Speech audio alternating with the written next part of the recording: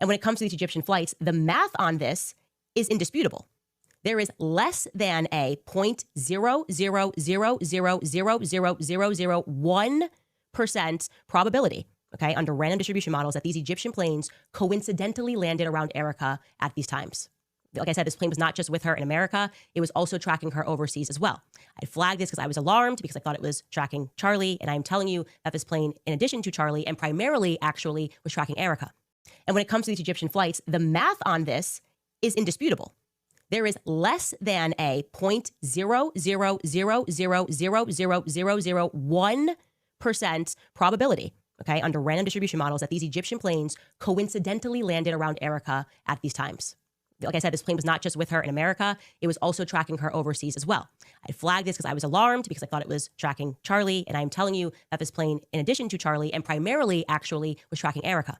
And when it comes to these Egyptian flights, the math on this is indisputable. There is less than a 0.000000001% probability, okay, under random distribution models that these Egyptian planes coincidentally. Greetings. Welcome to Burrier Babes. I'm your host, Vale Chikuni. Welcome. We begin. Mrs. Farmer, yes, she's in the house, but today we want to hear straight from the horse's mouth. The chief of security of Charlie Kirk, who was actually there on the ground. Despite all the other stuff that we've heard from Candace Owens, the math ain't mathing, as they say.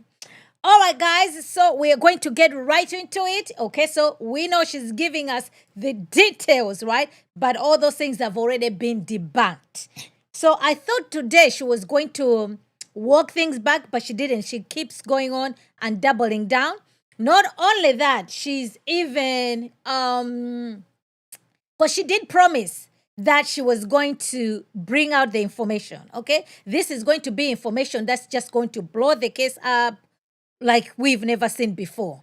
So just like, all right, Candy, we are here. Can we see the evidence as you promised? So guys, no, there's no there, okay?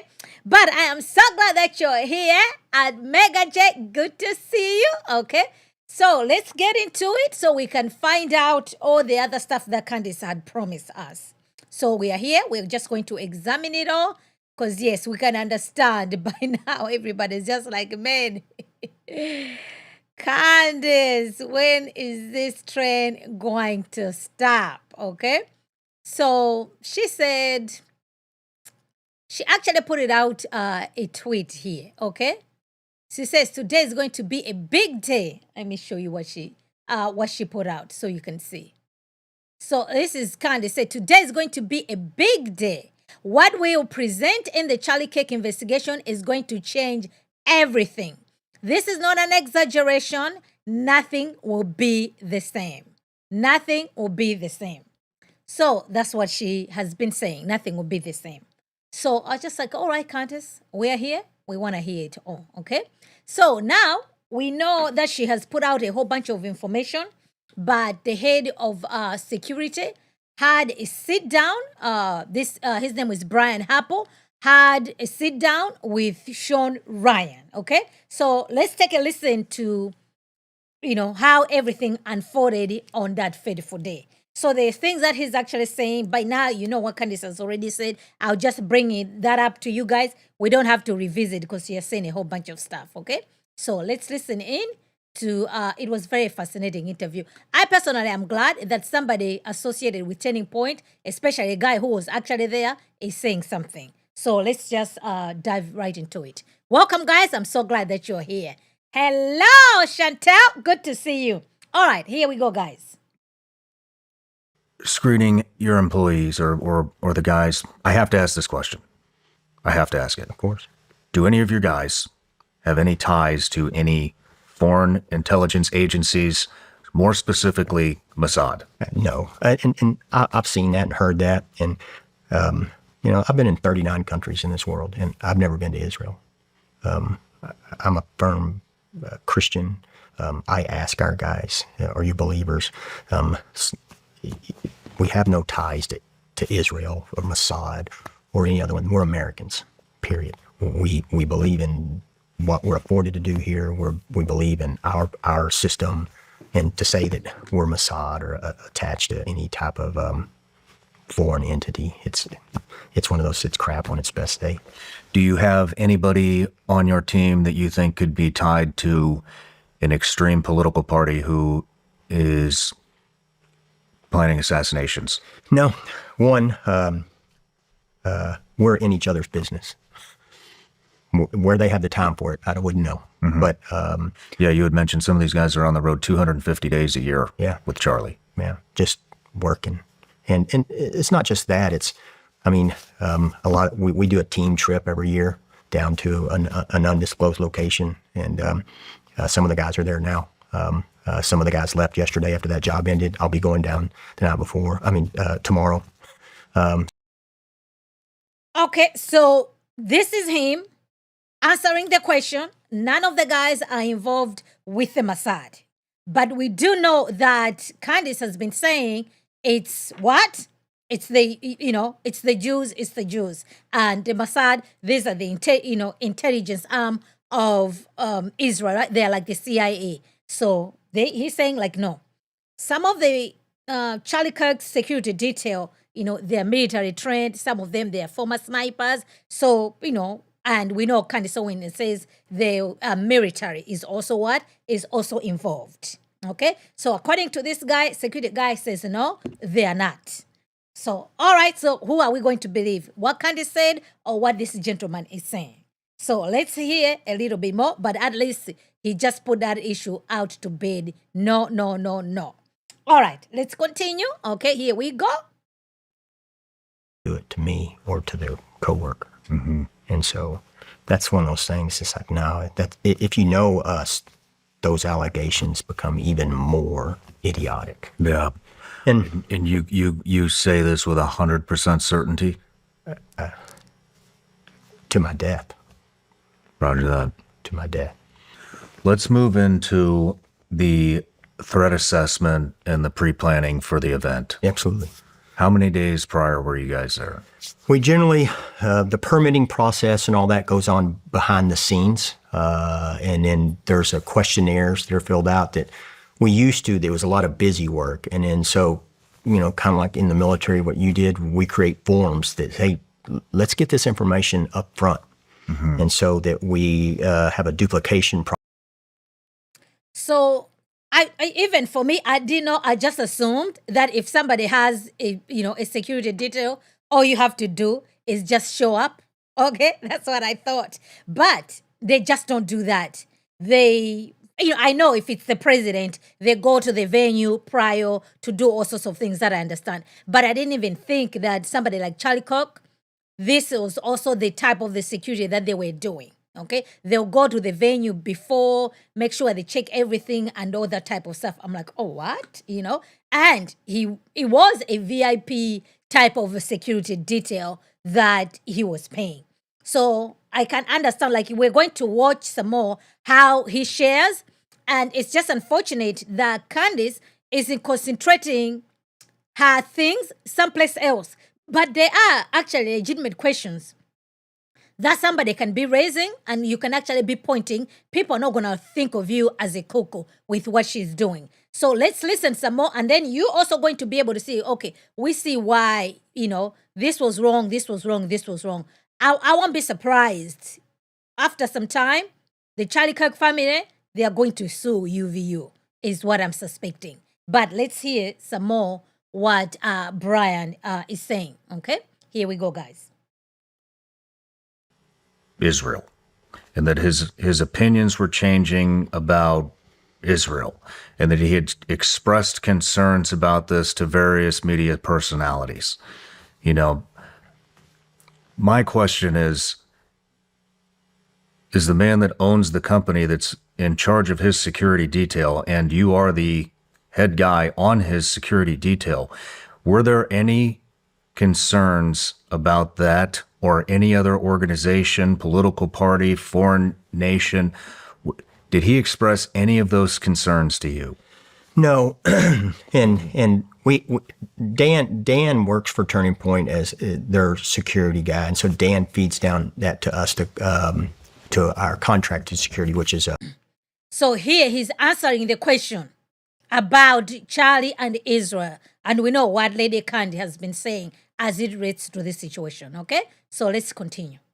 us for integrity, and so nothing had ever come now from Dan, from Charlie down to us about that. Now, at the same time, you got to look at the world we live in, and that's a reality. It's a reality that an organization, whether it be a hate group of any type, could want to hurt anybody. Not necessarily Israel, but we look at mathematics too, and there's probabilities and possibilities, right? And I look at the probabilities. The possibilities are infinite. And the probabilities are that it's not. The probabilities are the people that want to hurt him are the people that are there screaming things at him in front of us half the time. And so we have to look at those probabilities and the mathematics. We look at the possibilities too. And those possibilities, I'm sure, are out there, but we've never got any detail or intel to show that yet we should look into this deeper. I mean, it is very interesting that if he was that concerned about foreign nations or opposite political affiliations, I mean, if he was that concerned, I don't know why that wouldn't have been disseminated down to the security detail. I mean, I have a security detail, and if I feel that there is a threat, even if it's just a feeling, that's the first people that I tell is my security detail. We looked at, So, all right, so he has responded.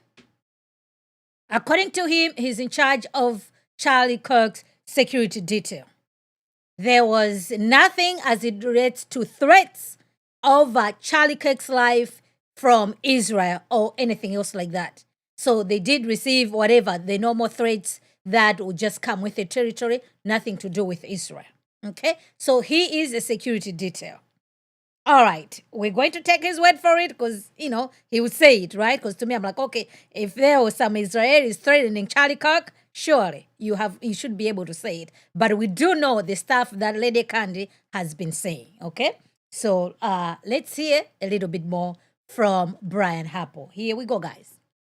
but he's watching a bunch of men lose their careers, and he's okay with it. On Monday before, this correspondence went to Chief Long. Hello, Chief Long. We received this message today from the student group. There is a student roof access pretty close to where CK will be set up at the Utah Valley. The Sorensen Center has a couple of staircases that go up to walkways on the roofs. He comes back, and for edification, the Sorensen Center was the building in front of the Lucy Center. And so he comes back and he says, you want access to the roof. And came back and said, I was told students have access above us. If this is true, it would be nice to either have it controlled access or allow one of my guys to be there as well, if possible. He comes back, and his last correspondence was, I got you covered. What else am I to do? When a command level person from an accredited police department says, I've got this area. Jeez. Have you been in who was that? That was the chief of police for the UVU police department. We've called him. He's never called us back. Holy shit. Does he have a name? Chief Long. Chief Long. And I didn't know if it said deputy in that or not, because in the correspondence or in his stuff on the website, it says Deputy Chief Long, but we just called him Chief Long. So it's like, yeah, I got guys that are 10 times more qualified than what he could have produced for us, probably. So literally all they had to do is post anybody at that stairwell. Stairwell, Or roof, put a drone up. Or or let us. let you do your job. Or let us. You know, our team is built. Would it be okay if we put that Sure. screenshot of that text Absolutely. up for everybody to see? Absolutely. So they know it's real? Yeah, absolutely. And do a FOIA for his phone. That's a good idea. Do a FOIA. Do a FOIA for his phone and have those records put out so everybody can see them.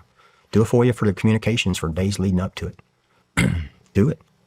And the truth's like a lion. You set it free and it'll fight for itself. One of my favorite sayings. So, to me, this is the crux of the matter, okay? He is saying they did cover their, like the bubble where Charlie Kirk was, okay? According to the information, they did identify that rooftop as a weak area, okay? That it needed to have security. So if they could have just posted somebody there, that young man wouldn't have, there's no way. You know what I'm saying? There is absolutely no way. If he was going to try it, he would have tried it any other way but that rooftop. So because this area was already identified prior to them going there, they knew that was the weakest area. So the fact that that weakest area was not covered security-wise, they dropped the ball. They absolutely dropped the ball. And that message, because the guy received the message and the guy responded, you got it covered. Specifically asking, we need the roof to be secured. And needless to say, the roof was not secured. That to me is not a conspiracy. The stuff is absolute. It's what's there, guys. Okay? So I don't hear Candace Owens harping on this issue. Because if she was harping on this issue, I don't see anybody who disagree with her. Like, okay, how come this gentleman, right? And according to him, he never returned the phone call and everything. So this is going to be a question even when they go to court. You see what I'm saying? So I can understand for him, he's the head of security. His job is to protect his subject and Charlie Kirk. So if anything happens to your subject, the buck stops with you. You are responsible. So the other people who are supposed to help you to take care of the other areas, they didn't. I'm sorry. You see what I'm saying? I'm looking at you. You identified that roof was a weakest point. When you went to the venue, you didn't know that it was open season on the rooftop? And if you knew that it was open season of rooftop, what did you do about it? And if you didn't do anything about it, yes. So to me, this is the issue because I'm like, okay, so you identified the weakest points and on that day, at least just check. You know what I mean? Because like you know if you're there, what you have and what you don't have. You know what I mean? They identified it was not security-wise, it was not a good area, but Charlie Kirk wanted to be in that area. You see? So, yeah.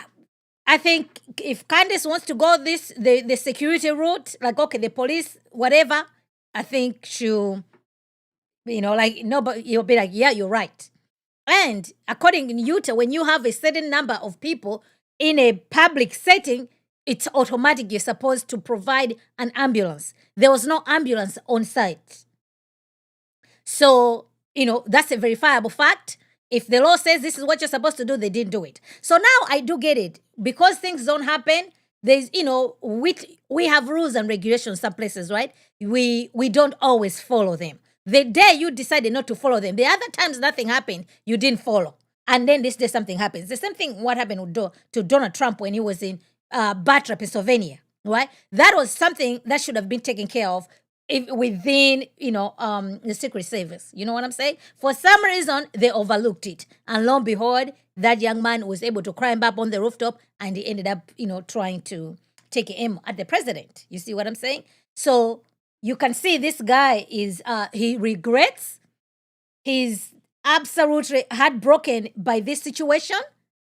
And I mean, I don't know. You know what I'm saying? It's just like, yeah, it's tough. It's absolutely tough. Yeah. So something like this, you don't have to do any conspiracy. That's exactly what happened that day. So the question is just like, okay, the chief of the police, how come you didn't send somebody there? To them, it was just like, I didn't think much of it. You know what I mean? Still, we wouldn't prove that they are the ones who deleted Charlie Kirk, but they could just acknowledge we should have done something about it. We didn't. We dropped the ball.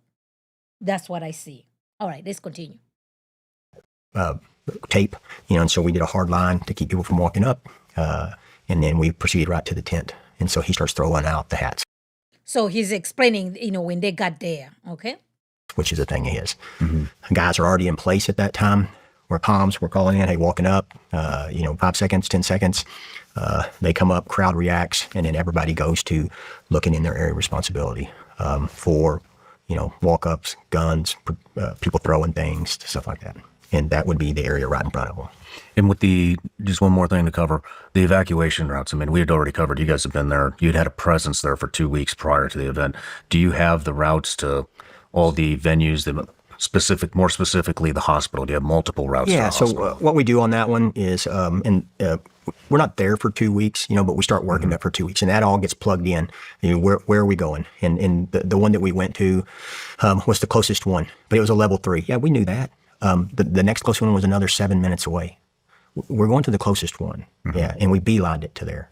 And I'll get into how we got there and what we did on the way in a minute. But yeah, all that's plugged in. All that is information, and it's known. And we have a guy that, even though that route's pre-done, even though that's known, we still have a guy in there that's calling it out in real time on that right side. I mean, he's nav, and that nav is. So you see, this is also one other thing that Candace was making a big deal. Why did they go to that particular hospital, not someplace else? So according to them, these are the things that these are the things that already checked for them under their security. They went to the closest one. That's the reason why they went there. And it was a very good decision to do. Like, why would you pass a hospital here to go someplace else? Yes, it might not be level 5, but at least it's the hospital. Somebody should be able to get the help that they might need, But it's very unfortunate to relieve all these other things. Like, well, if you had just done XYZ, Charlie would have survived. But, very sad. It's important, because the guy's driving, and we needed just an expert drove that day. Like, man, yeah, incredible. And so, yeah, all that's known beforehand. And so when people said, oh, you should have an ambulance there. It's like, well, one, I can't make the city put an ambulance there. Mm-hmm. Now, there is a Utah law that says for mass gatherings like that, a Utah law says that for mass gatherings, a health officer needs to be assigned. I don't assign them. The PD does, whoever does. And then it says, in that law, it says that they may determine where an ambulance is on standby. And I'm like, okay, well, they did have standby UTV medical there, but I can't make them make that, right? Mm-hmm. And first rule of emergency medicine, when EMT goes, because I've done this, if you don't walk into the room when you're doing your skills portion and say, hey, is the scene safe? They fail you and you're done, right? And so those medics that were around that buggy were nowhere to be found. Why? Because they're taking cover like everybody else. Mm-hmm. And so, and the type of wound that we had, it's not a wait till the ambulance gets there. Yeah. And I'll talk about that and what that docs in and transport and all that. So all that was known and all that's done in the workup. So looking at hindsight here. Oh, okay. So the medical, there were some people there, medical personnel, so to speak, AMT. But if the shots are being fired, a human reaction, you are going to duck. Even if it was me, I'm a medical personnel, I'm a nurse on duty, and that's what's happening. That's exactly what I also do. It's just a human reaction. You know what I mean? Yeah. There's no way you would expect the medical personnel to be like, hey, let's find out, that type of thing. But the security detail, their job, yes, they'll spring into action to protect the subject because that's actually their job. The medical team, they'll come afterwards, but not immediately. So I get why, man, this was a messed up situation, guys, and yeah, you can see why this guy is so devastated by this whole thing. I mean, what can you do? You would have to search for that vantage point if you didn't know. So it would be great to see the footage, maybe it's out there, of him running straight to the point, or did he search around looking exactly for what it? I want to know. Do we have... It'd be great if that chief of police would have put that fucking drone up. We'd have had it. Or I'd have flown that drone up his ass if we could have had one. So those are questions I have. Those are tactical questions. I mean, we make our guys do that kind of stuff all the time. Yeah, no, you're going to run 300 yards. You're going to jump over this wall. You're going to come home. You're going to take this shot with ours is about a 35-foot declination at 200 yards. And you see guys that are even trained miff it every once in a while. And people are like, oh, that's an easy whip at 142. I'm like, yeah, the shot itself, but you're talking about old men that shoot stuff off sandbags. You and I both know, under duress, accurate shots are different. Mm-hmm. Mm-hmm. It's not 142 yards is not a difficult shot with a magnifying not at all optic. It becomes more difficult when you're winded, when you're climbing, when you're running, when you are nervous. Visual noise all in front of you. When you're wondering if anybody else is seeing you. I mean, there's a lot of induced stress. And, and I just want to, I mean, we're looking at this thing right now, this first person view of what it looked like from under the tent. And I mean, I don't know how long he was in that gap for, but it didn't sound like it was very long. And you have 3,000 other threats that you're looking at, the rooftop supposedly being covered by the police. Maybe it would have been a good idea to confirm that the police had the drones up. Yeah. But I mean, you are talking to the chief of police. You would think that he would have the fucking drones up. We knew there were no drones, but then somebody earlier that day flew a drone up. Correct. Yeah. So actually, you probably wouldn't have confirmed because there are drones up. We didn't know where it came from, and we're like, what's the deal with this? Now, it's not uncommon for the video team to throw a drone up and then take a quick shot, and we've had that before. Now, their drones are different because they use those little bitty ones, and so they're not covered under the requirements. And so it's like, again, yeah, you're right. We do I need to call a grown-ass man and say, hey, are you doing your job? Do I need to do that? You shouldn't. And, this is, it's... Especially a man in that position. And it's like, hey, man, I'm not a fan, but, Bill Belichick won for a reason. He told his people, hey, do your job. And, hey, if you don't want to do your job, that's fine. Do the job you said you were going to do. How about that one? So that's kind of where our guys are set up on there. And then I was to Charlie's right. There's a lot of chatter on the internet about hand and arm signals, from the security team. There's been concerns about it from my own personnel that work here. I've worked security details, done a lot of sniper work. Did you ever use hand and arm signals? I use hand and arm signals every single time on every detail, everywhere I went. And, one of the rumors was, he's got the ball cap. He did the ball cap wiggle. That's the Marine Corps sniper. I've done a lot of sniper operations. Nobody wears ball caps. So that was my lead question. You ever use hand signals? And it's like, yes. Yes. Right. Were your hands... And you would already establish, I'm going to cover for you here. Yeah. Because this is a rumor that I just fucking hate. I know. Because that is what it takes. You can't be on the radio all the time because you're tying the net up. We had already established that you had other security professionals within the crowd that you're trying to communicate with, and that's how you do it. That is how you do it. Well, I'll speak to this one. You're using hand signals, or if you were to use hand signals, and those are an option, especially like under MVG or things like that. One, are those hand signals normal ones that you would see during normal gesticulation, or are those definitive hand signals? They're definitive, so that they can't be confused with a guy scratching his ass. And so that's the first one. The second one is that hand signal, when a bubble team is there, we're not using hand signals. Sniper details, absolutely. Why? Because you can see that. Are we looking around at each other looking for hand signals? We're looking at in the front in our area of responsibility. If we needed to relay a message, then we would, hey, right here on comms. Right? And or we're notorious for, if I need to get somebody's attention on the team, I'm not going to sit there and use a hand signal if he's in my line of sight. I'm just going to go like that. He's going to look up and I'm going to go. And so if I looked up and did a hand signal on the team and did that or that, he's going to look at me like, so what do you want me to do then? Right? So for that's not good communication. It has to be definitive. It has to be necessary. It could be an acknowledgement. Absolutely. I mean, yep. Receipt. Get me out of here. Yep. You're right. Absolutely. Yeah. And what you're doing there is deliberate. Yeah. Yeah. So this was what Frank Turek was accused signaling to Tyra Robinson, and that has been debunked. This is, what's his name? Frank Turek. Did Candace Owens ever issue an apology on that front? I very much doubt if she ever did. Okay, because he was just like, this gentleman is doing hand signals. What's happening there? So I don't know if she ever apologized on that front. Okay, so now there was also another theme. Candace kept saying they never did the autopsy. So he had something to say on that one, okay? So, we're just getting to the highlights of the interview here, okay? It's not, the entire thing, the highlights. All right, fine. I am so glad that you guys are here. Greetings. Very good. Wow, what are you saying? You're filling up the chat over there. Yes, keep it coming. There were medical present and no video that confirmed. Yeah, obviously what we're seeing, we're not going to know everything. There was 3,000 people over there. People had their phones and all that type of stuff. So some of this stuff is going to come out in court. But because this guy was one of the guys, the security detail for Charlie Kirk, he was right there from start to finish and prior. So to me, just by what he's saying, the security, they dropped the ball. He trusted the police chief was going to have somebody on the rooftop. There was nobody on the rooftop. But he didn't identify the rooftop as the weakest area.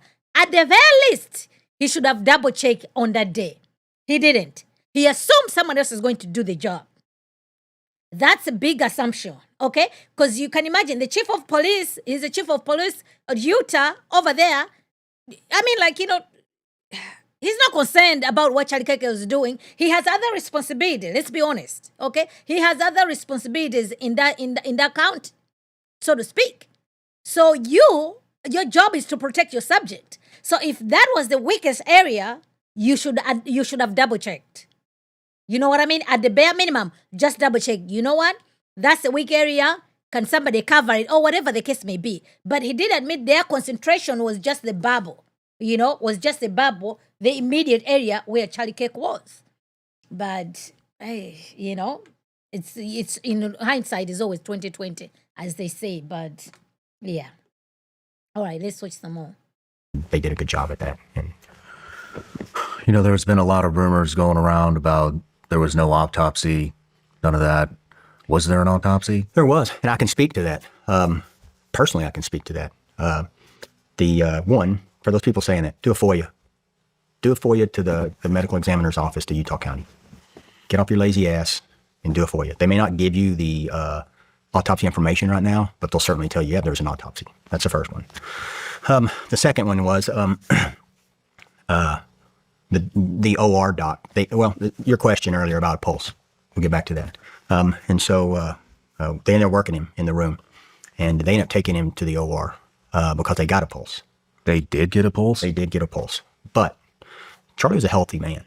He was very cognizant of his health, and he was a strong guy. And they've had a pulse? But hold on. How long had it been since the shot to the hospital? I have no idea. But you can that is a jugular shot. You can be dead. A central nervous system. You got a strong heart, right? And that's what the OR doc told me. Okay. He said that's what it was. And so, holy shit. Yeah. And so I have no way of, I'm not a doctor. I just know what he told me, And so we go to that, and I'm sorry, what was your question again? We were talking about the autopsy. Oh, the autopsy. And so once they came down and said he didn't make it, and he talked about, he said, if he'd have been shot in the OR, I wouldn't have been able to save him. And I was like, he's just kind of confirming things that I already knew. And so, and so I don't know how long, I don't know what the timeline was, but I want to say, I can't remember who it was, but I knew. I was like. So, yeah, I also, like those clips after the incident, they were all over, right? I watched it, I regretted it. But when I saw it, I was just like, there's no way, there's no way. So with that type of shot, the way the blood was coming out, my conclusion is he was gone right there. By the time they made it to the car, to the hospital, he was already gone. He was already gone. And even the doctor is actually saying, like, even if that had happened in an OR, there's nothing any doctor could have done, you see? But very unfortunate. You think Candace is going to be like, okay, but she's still out here. Mike McCoy, Rob McCoy, what else? The finances, we're going to get into it. Because now she is successfully destroying Turning Point. That part is actually working. Numbers don't lie. All right, let's finish up with the security detail. Then we're going to hear what Lady Candace is saying. Okay? Here we go, guys. We're not going to turn this into some JFK. I specifically asked one of the doctors, I don't know, I remember what she looked like, dark skin, like dark hair, probably 35, 40 years old. I said, how long until we can get an autopsy? And I remember her saying a day and a half. And I was like, oh. And so, I mean, she's the boss of that. That's just information. And so I remember I was like, man, that's a long time. We need to get this autopsy done and done right so that there's not some conspiracy. So, I mean, you're starting to think forward to that. And so I remember I was... The conspiracies are already out here despite that they did an autopsy. And so can you imagine? Just like, man, ish.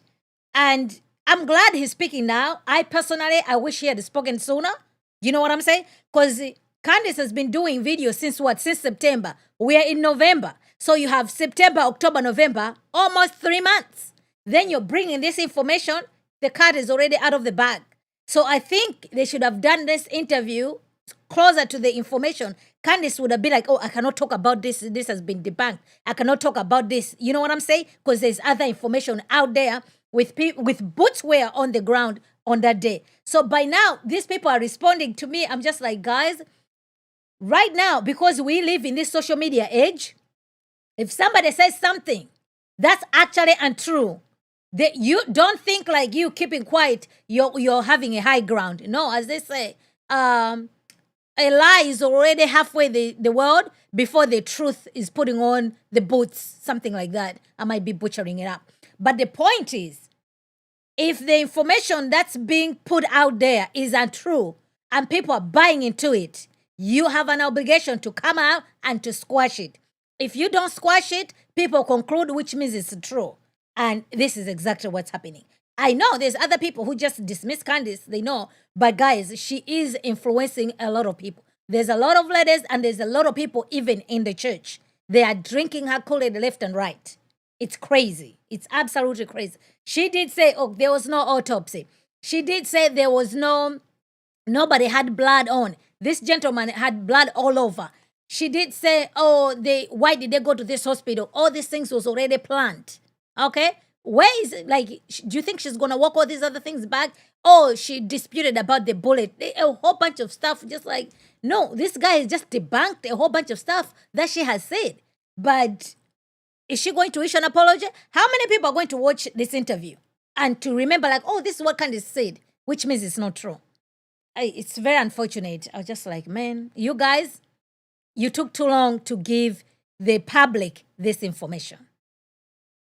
Standing next to the chief of staff and the vice president called. And the vice president asked him, what do you need? And then he looked at me and said, what do we need? And I said, we need an autopsy now. So for these people that are saying there wasn't one done, go away. It was done. It was done. Do it for you. Yeah. Get the report when it comes out. It was done. It was done. Yeah. In the OR doc released statements regarding, and there has been statements regarding the bullet and the travel. Oh, there should have been a blowout, and I was like, there wasn't an exit wound.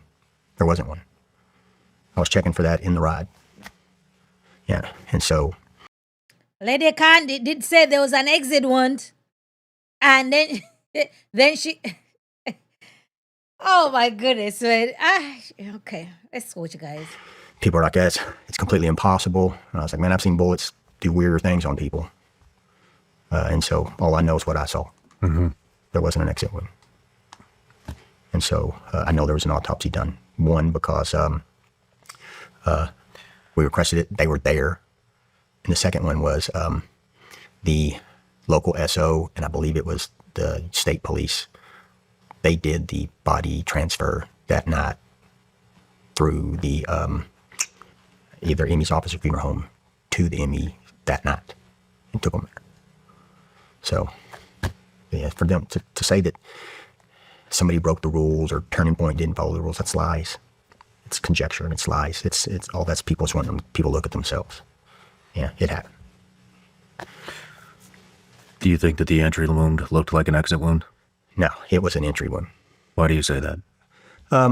So one, there wasn't an exit wound because I remember rolling his head over and cleaning it so I could see if there was an exit wound. And then I was having to open the wound up some to get more and pack it. If you've ever done an exit wound, it's not that hard. It's a lot bigger. Mm-hmm. And so you can feel it when you know, the rule of kind of thumb on that one is you don't want to make it bigger, but you got to keep packing it in there. And so, yeah, I've heard and seen them all. Like there was a guy that said, you know, that the mic blew up and it was a bomb. Yeah, I was going to wait. Yeah, there is a guy online that is saying that the microphone may have had some type of explosive projectile inside of it. So it wrapped around the neck and created a hole? That's the thing that I just couldn't wrap my head around either, is the accuracy that would have to take place from an explosion to actually get you in the neck. But then other people are saying that there was maybe the explosion killed him, and that in fact there's actually some camera footage that somebody has done some type of assessment on. But I mean, you cut his shirt off. Right. Did you see any burn marks? So Did that's you see any indication of any type of explosion? Back it up even further to that. You've been around explosives and shaped explosives and stuff like that. It's like, what do you have when you have that? They had that down to like frames, right? Where was the flash? Mm. If that was an explosion, where was the flash? Mm-hmm. You have oxygen exchange to create the explosion. Where was the flash? Mm-hmm. Where was the char? Mm-hmm. It didn't exist. So, do you know if his equipment is assessed before it's?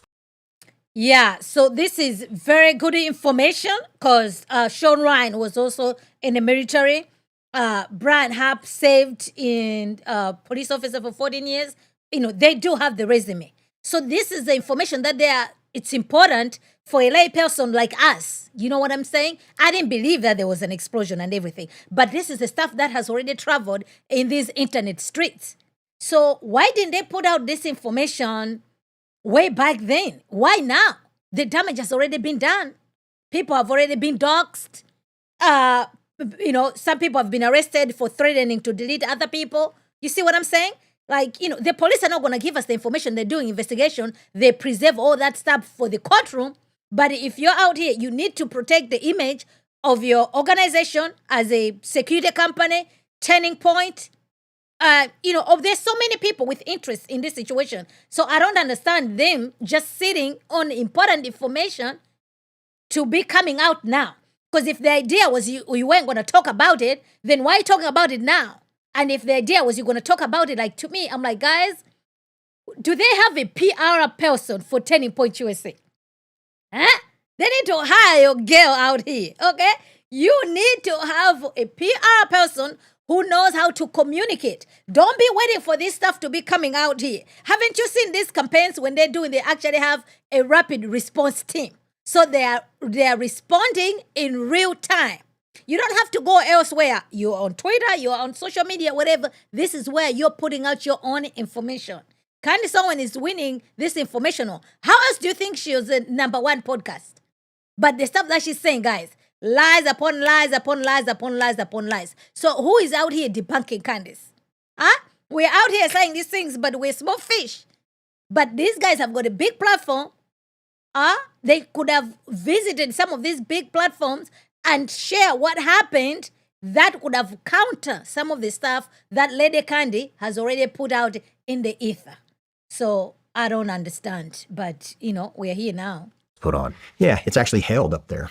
That company that is a subcontracting company for them, they hold that all up there because, you know, and they're around it, almost guarding it because people will steal it. Mm-hmm. And it's inside the non-permeable zone. Okay. So nobody has access to it. It's set up in there. Even the boxes are kept in there. And so it's inside that. And so it's on them. And then you can see, they walk up and actually pin it on him. So that system is integritized also. Mm-hmm. And again, it's a reach. Go all the way back to where's the explosion?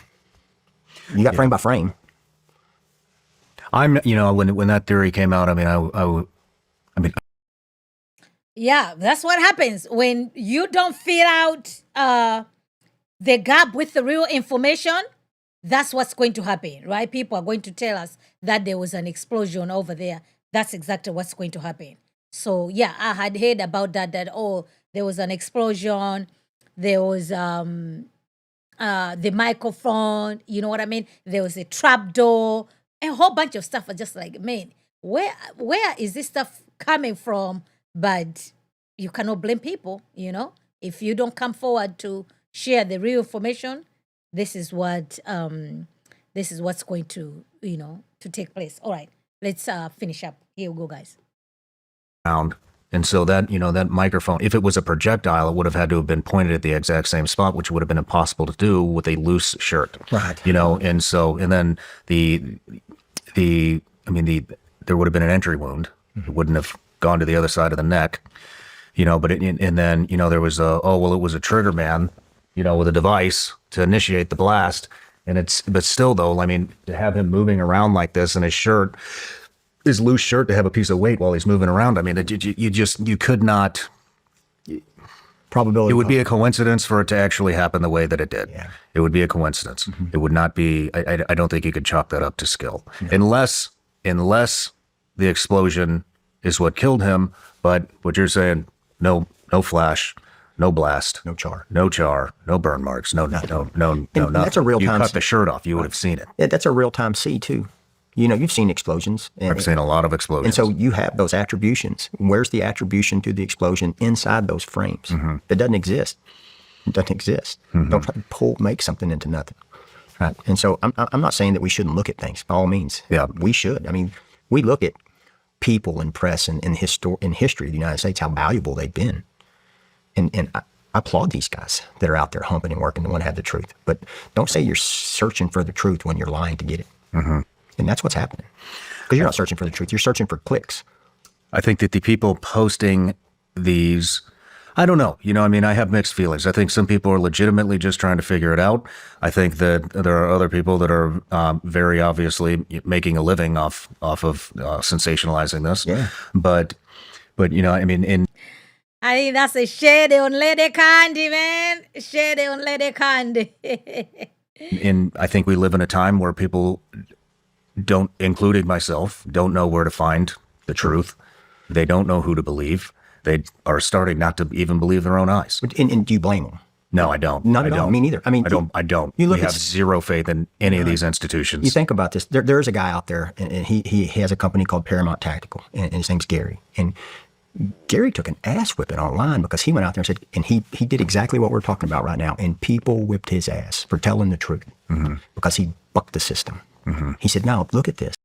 Yeah, that's fortunate because he doesn't wait for turning point. So people just felt like, why should we believe what you're saying, right? They came after him, even though he was saying the truth. So some of these people within the organization, they should have stepped up and defended that and say something. This. Don't be reactionary. The stuff is already out there. Why don't you want to take control of the narrative? Otherwise, if the stuff is out here, you guys are not debunking it. What are we supposed to conclude? Certain things, like we are able just to see, like, you know what, Candace, no, this doesn't make any sense. We're using our own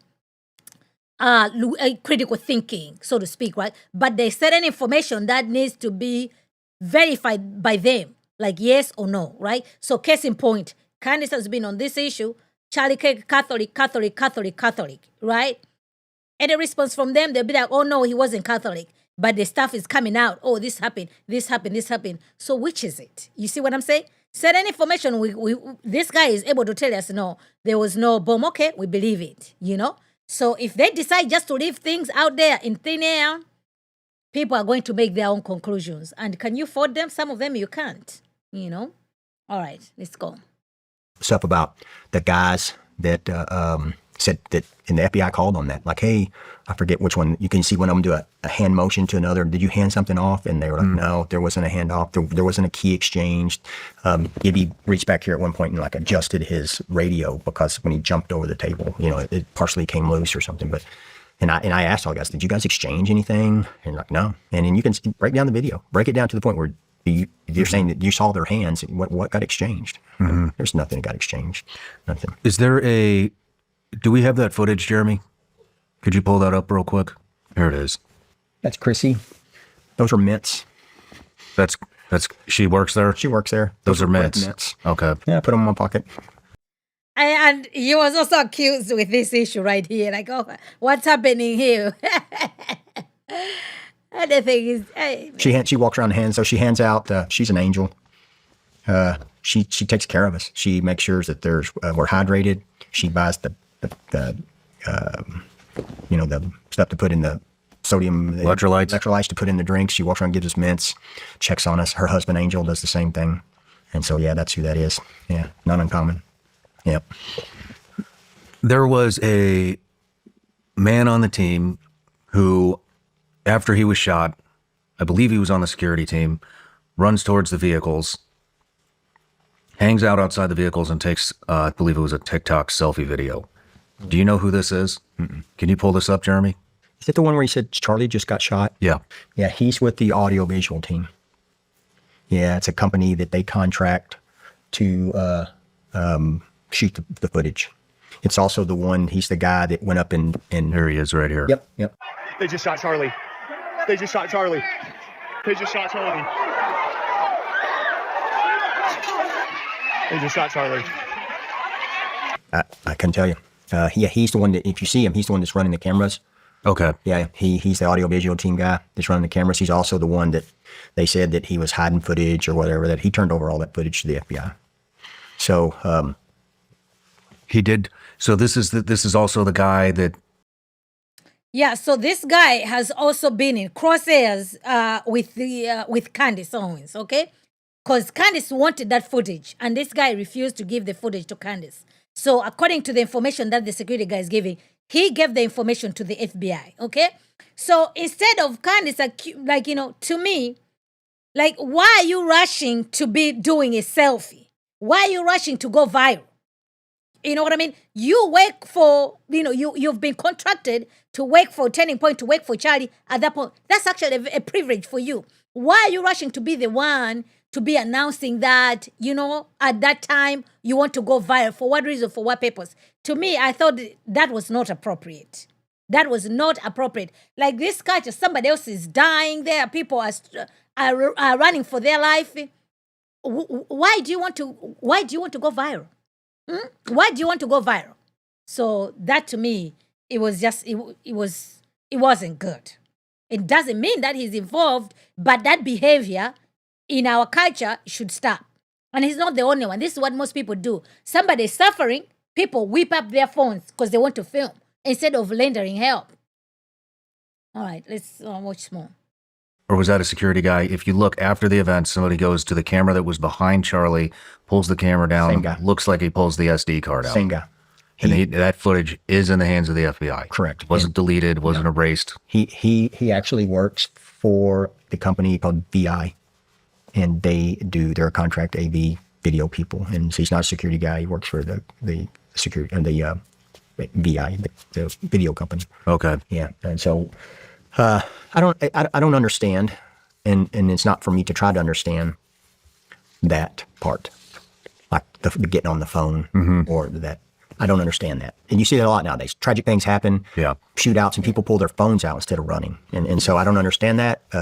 That's for him to explain, not me. I know he doesn't work for us, but I also know from seeing some of the stuff that he's the same guy that took down the cameras, and people are like, what's going on here? And I'm like, well, that's a legitimate ask.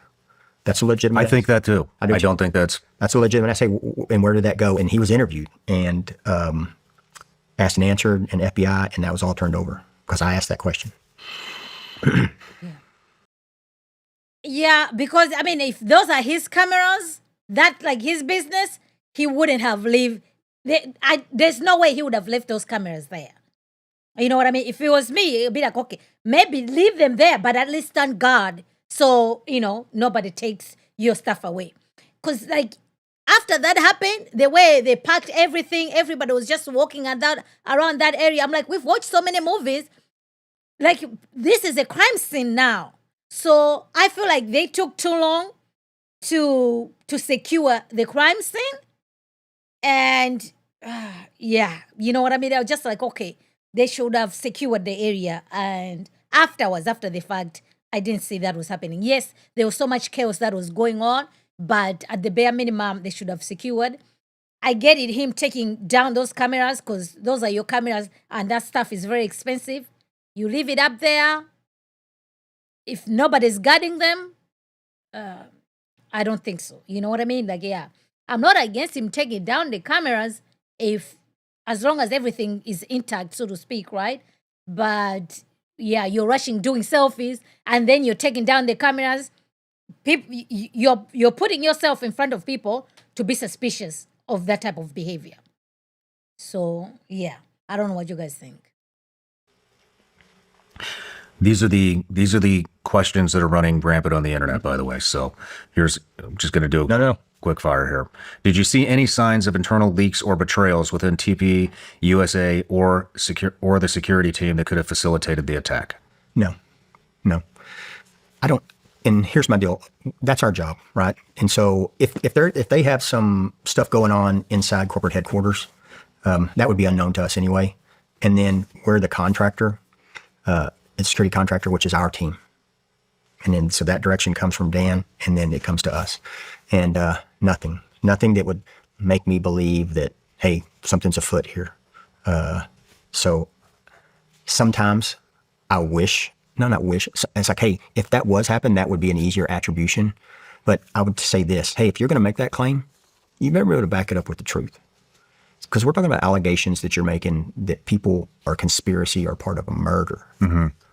We're not talking about cheating in a video game or a hand of cards. And so if somebody were to say, one of my guys or an employee, hey, you were part of this murder and you helped conspire, then I would say, I need you to tell me why you said that right now. A definitive why right now. Not, it's a possibility. Yeah. And if you do, let me hear it. But it better be the truth. And if it's not, there's consequence.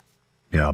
And so, and that's why there's punishments for that stuff like that. Well, do I have faith in the system?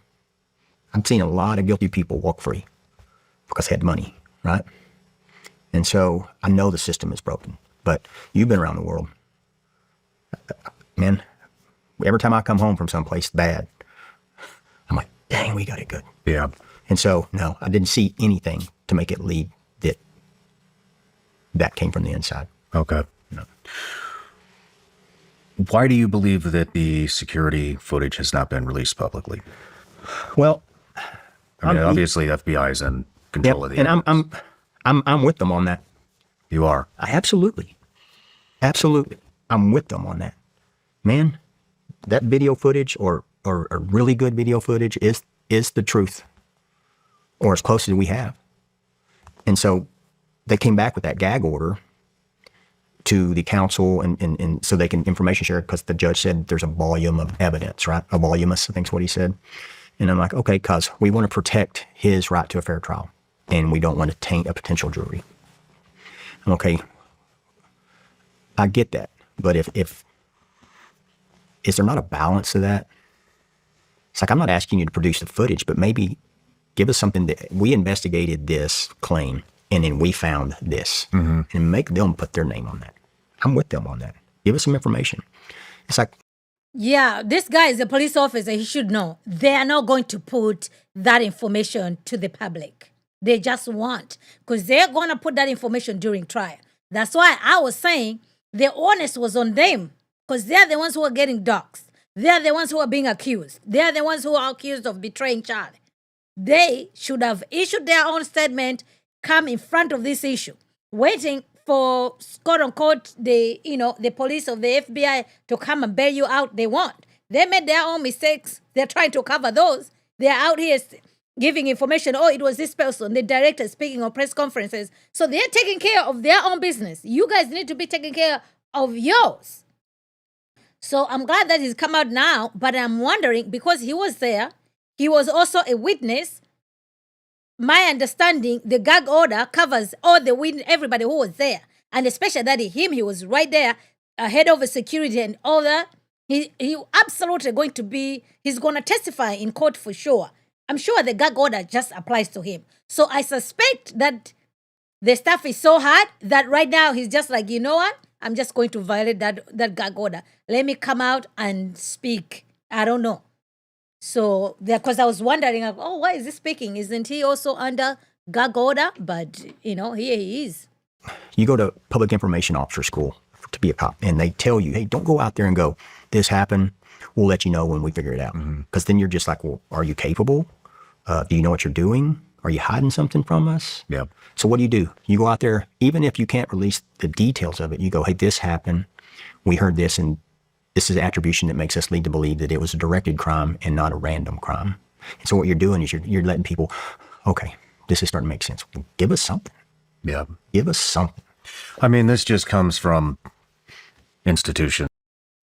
I mean, yes, we all want something for sure. You know what I mean? We want to be able to hear something, but if we have to be realistic here, you know what I mean? Things don't work that way, especially these days. You know what I mean? Things don't work that way. It's very unfortunate, but I feel bad for these guys, man. They are being doxed, apparently. Yeah.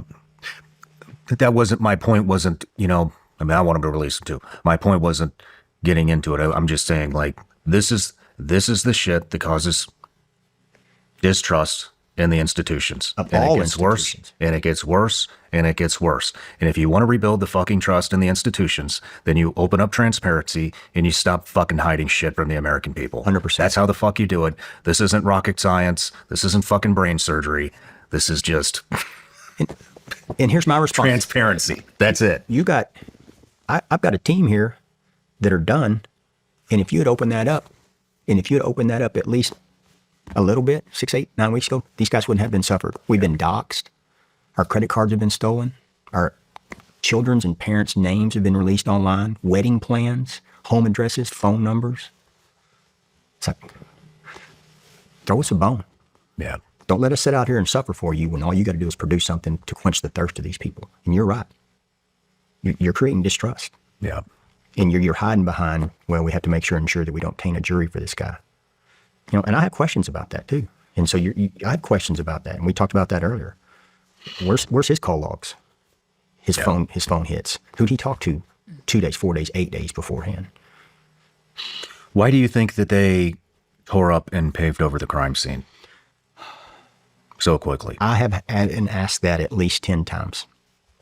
And I said, I don't understand the exigency of why they did that. And here's my question to that. March your ass up to the school. Have you march your ass up to the school, or will you march your ass up to that school tomorrow and file a FOIA and say, hey, you're a public institution. I want the request and the plans that were made to tear that up and when those requests and plans happen. Because you're not going to request that, or you shouldn't request that overnight and have that done. That had to probably go through a budget request, had to be approved. There should be a timeline and paperwork for that. Mm-hmm. You should be able to get that through FOIA. And so do it. Make them tell us why that they tore that up before it was even cold. I want to know. Because it came back on us. That we had some trap door and they're covering up the trap door and we had a guy hiding in there.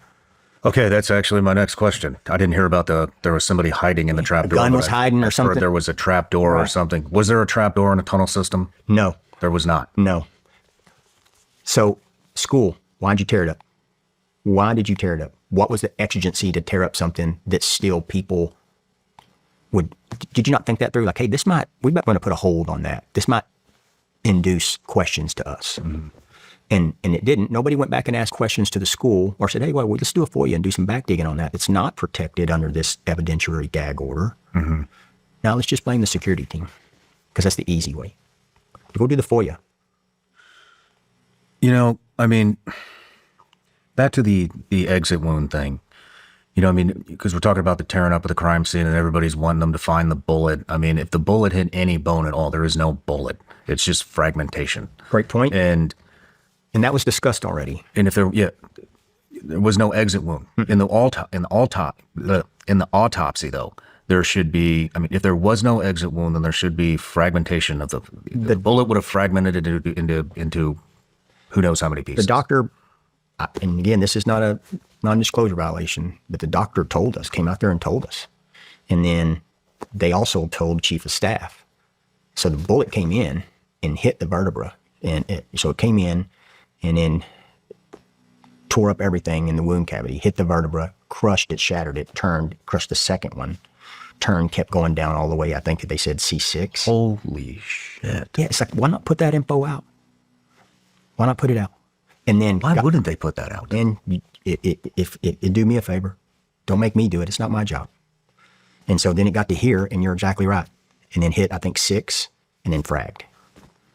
And so explanation 101. What are you hiding? Yeah. It's like I'm sitting back here when people are saying we bombed him or there's, when I'm like, hey, if somebody would, from an official capacity, would just release that. And I don't see how that could jeopardize a fair trial for a guy.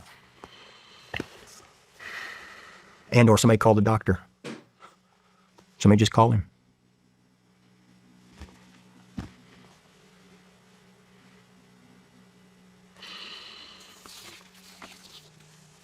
This guy, George Zen.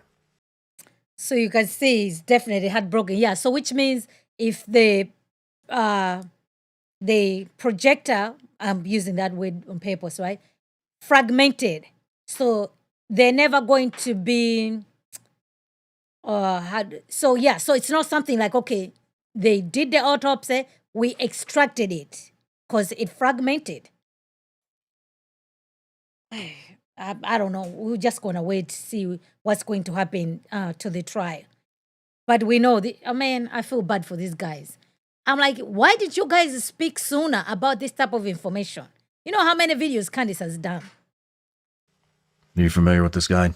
Is he the one that said... He is the performance immediately after the shooting. I believe he was saying that he had the shooter. He's also a witness to 9/11, called to the bomb threat in Salt Lake City marathon. I mean, he seems to show up at a lot of historic incidents, right? And then gets arrested, and then later gets arrested for child porn after that. And so that was a weird deal because that came to us at the hospital. They have somebody in custody, and I'm like, awesome. And then our guys helped hold that perimeter area while they were arresting him. And I want to say they held on to some gear or something. I'd have to double check with them, but they were there assisting the police for that because they're still in there holding the crime scene. Yeah, and so how did this guy get there? And they did the search warrant on his house, and they released it. It's like, hey, dump his phone and release that too. Dump the tower information and release that too. I want to see who he was talking to 2, 3, 4, 5 days beforehand. I want to see what towers hit. Yeah, I want to see that. But yeah, I want to know, who is this guy and why is he around all these things? All these things. What questions do you have? You know, you had some good questions about Robinson. Yeah, I want to know. I want to know who this kid is. I don't want to know that he was did something that feeds a narrative of hate and division. That he was his boyfriend was trans or whatever, and that they had text back and forth. I want to know. It's like, all right, where did he work? And then who were his coworkers, and did they interview his coworkers? And then I want to see his phone logs and the towers that it hit. I want to interview his friends, and did he have any help? They said, oh, well, we have DNA on the rifle, and I want all that information. That's a good tie, right? Now, from a judicial standpoint, I can understand why they're saying, we don't want to put all this information out because the judge said it may taint a potential jury because they're going to seek the death penalty. And I'm like, from a book standpoint, I understand that. But you got a lot of people out there wondering, hey, did this guy do it by himself?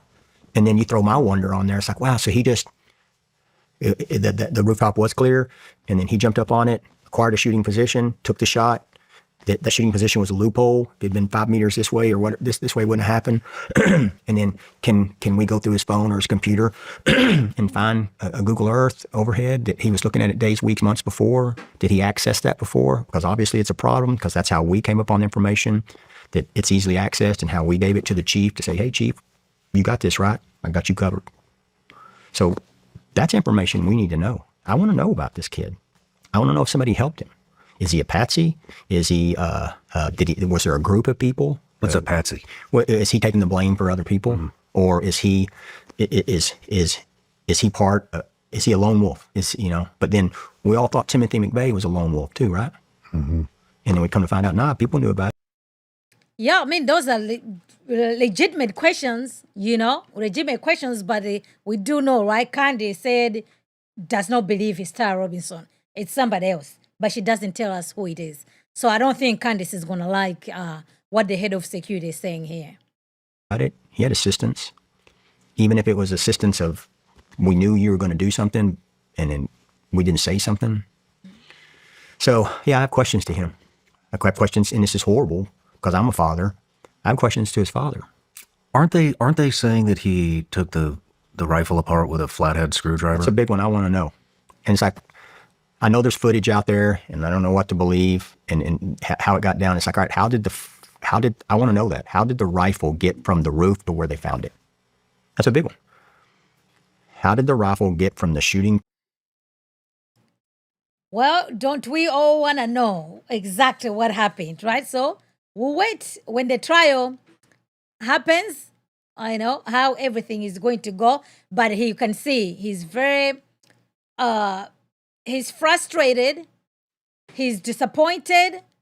I think he does regret certain things. I'm sure he wishes he would have done things differently on that day, but you cannot put the gin back in the bottle, okay? All right, guys, cruising in. So when I tell you that Lady Candace plans, whatever else that she's been up to, looks like it's working, you see it, okay? So now let's hear to what Candace has been saying, because she said this is an information that's going to change everything as it relates to her investigation on Charlie Kirk, okay? So here it is, Mrs. Farmer, okay? Was after the public execution of sitting President JFK in 1963 that the CIA established Operation Mockingbird. Deep state assassinations require deep state solutions. They spent an offensive amount of money to control the press and to control the narrative, to put an end to the public asking common sense questions about what actually transpired on that fateful day in Dallas. To put it simply, the deep state declared a psychological warfare campaign on the people. In effect, their soldiers were the journalists and the writers. Their goal, obviously, to get people to just stop asking questions, to almost criminalize asking questions via methods of gaslighting. Fast forward to 2025, and they're running the exact same playbook. Charlie Kirk was assassinated in broad daylight, and they immediately deployed their troops to criminalize asking questions. What are you supposed to take from the everyone? You know what I mean? Mm-hmm. I think the implication was dramatic, and I think a lot of people reading the tweets would assume that she meant Erica Kirk. Either Erica Kirk is evil and was in on it, or Candace Owens is an evil. I think that what Candace Owens is doing right now is evil. It is evil what she's doing right now. Post-Charlie, there was so much unity, so much excitement, so much resurgence in faith and newfound interest in faith, and that now there is discord, so many distractions, and that is just like Satan, who comes to steal, kill, and destroy. He is called the great accuser. He is the sower of discord, the author of confusion. The reason I haven't waited on things is I'm an eyewitness to events, and they said, don't comment on things because anything you say can mess that up. I don't want to mess up any trial for the person who did this. That's 1,000% right. But Candace Owens is well within her rights to suggest certain things and all this, and she has the right to free speech and all that. That's fine. She's right to ask questions.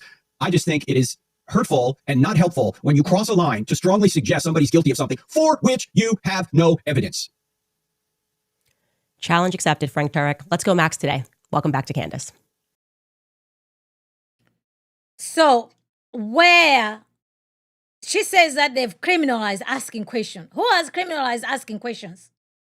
So this is the manipulation tactic that Candace Owens applies every time that she comes. She's the one who promised she was going to come out today and give people the final evidence, the information. No. It's now we are within the Egyptian plane. We are still on that issue. So what? Man. All right, guys, let's go. All right, let's go. Too, because he's the spawn of naval psychological intelligence, psychological campaigns upon the public. And here's what he has to say about matters. Take a listen. I want to read you a passage out of Romans. It says in Romans 12, 15 and 16, rejoice with those who rejoice and weep with those who weep. Be of the same mind toward one another. Do not set your mind on high things, but associate with the humble, and do not be wise in your own opinion.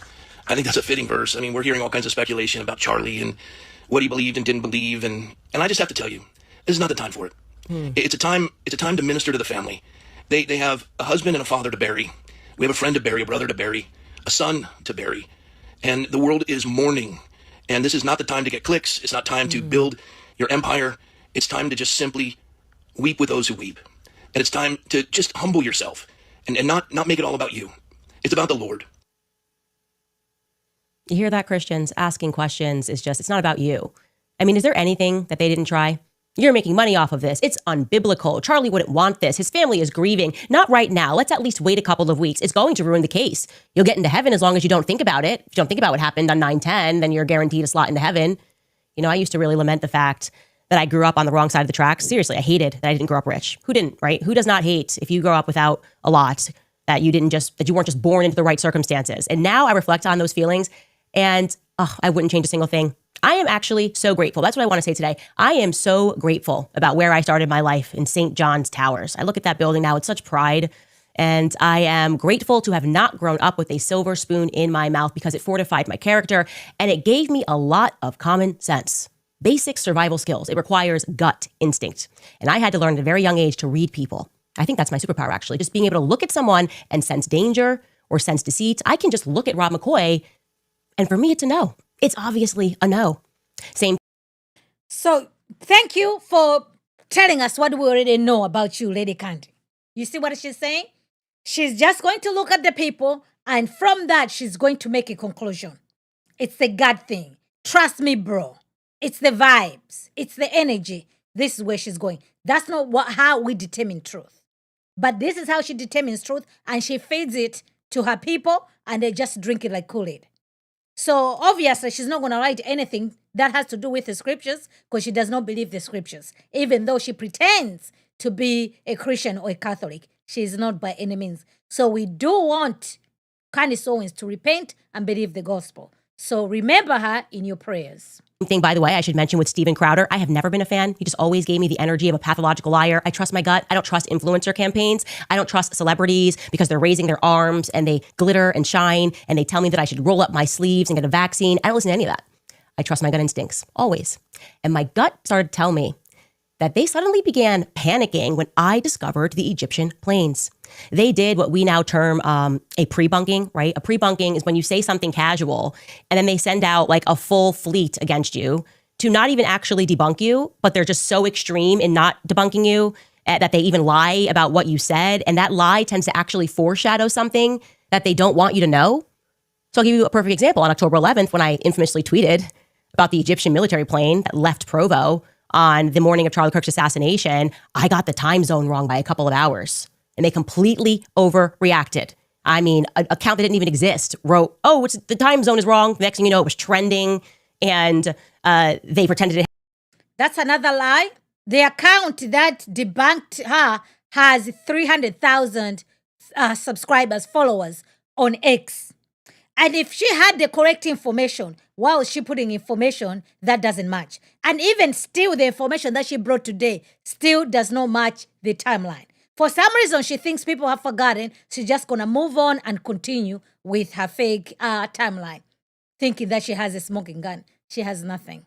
It had been officially debunked just because the departure time was wrong.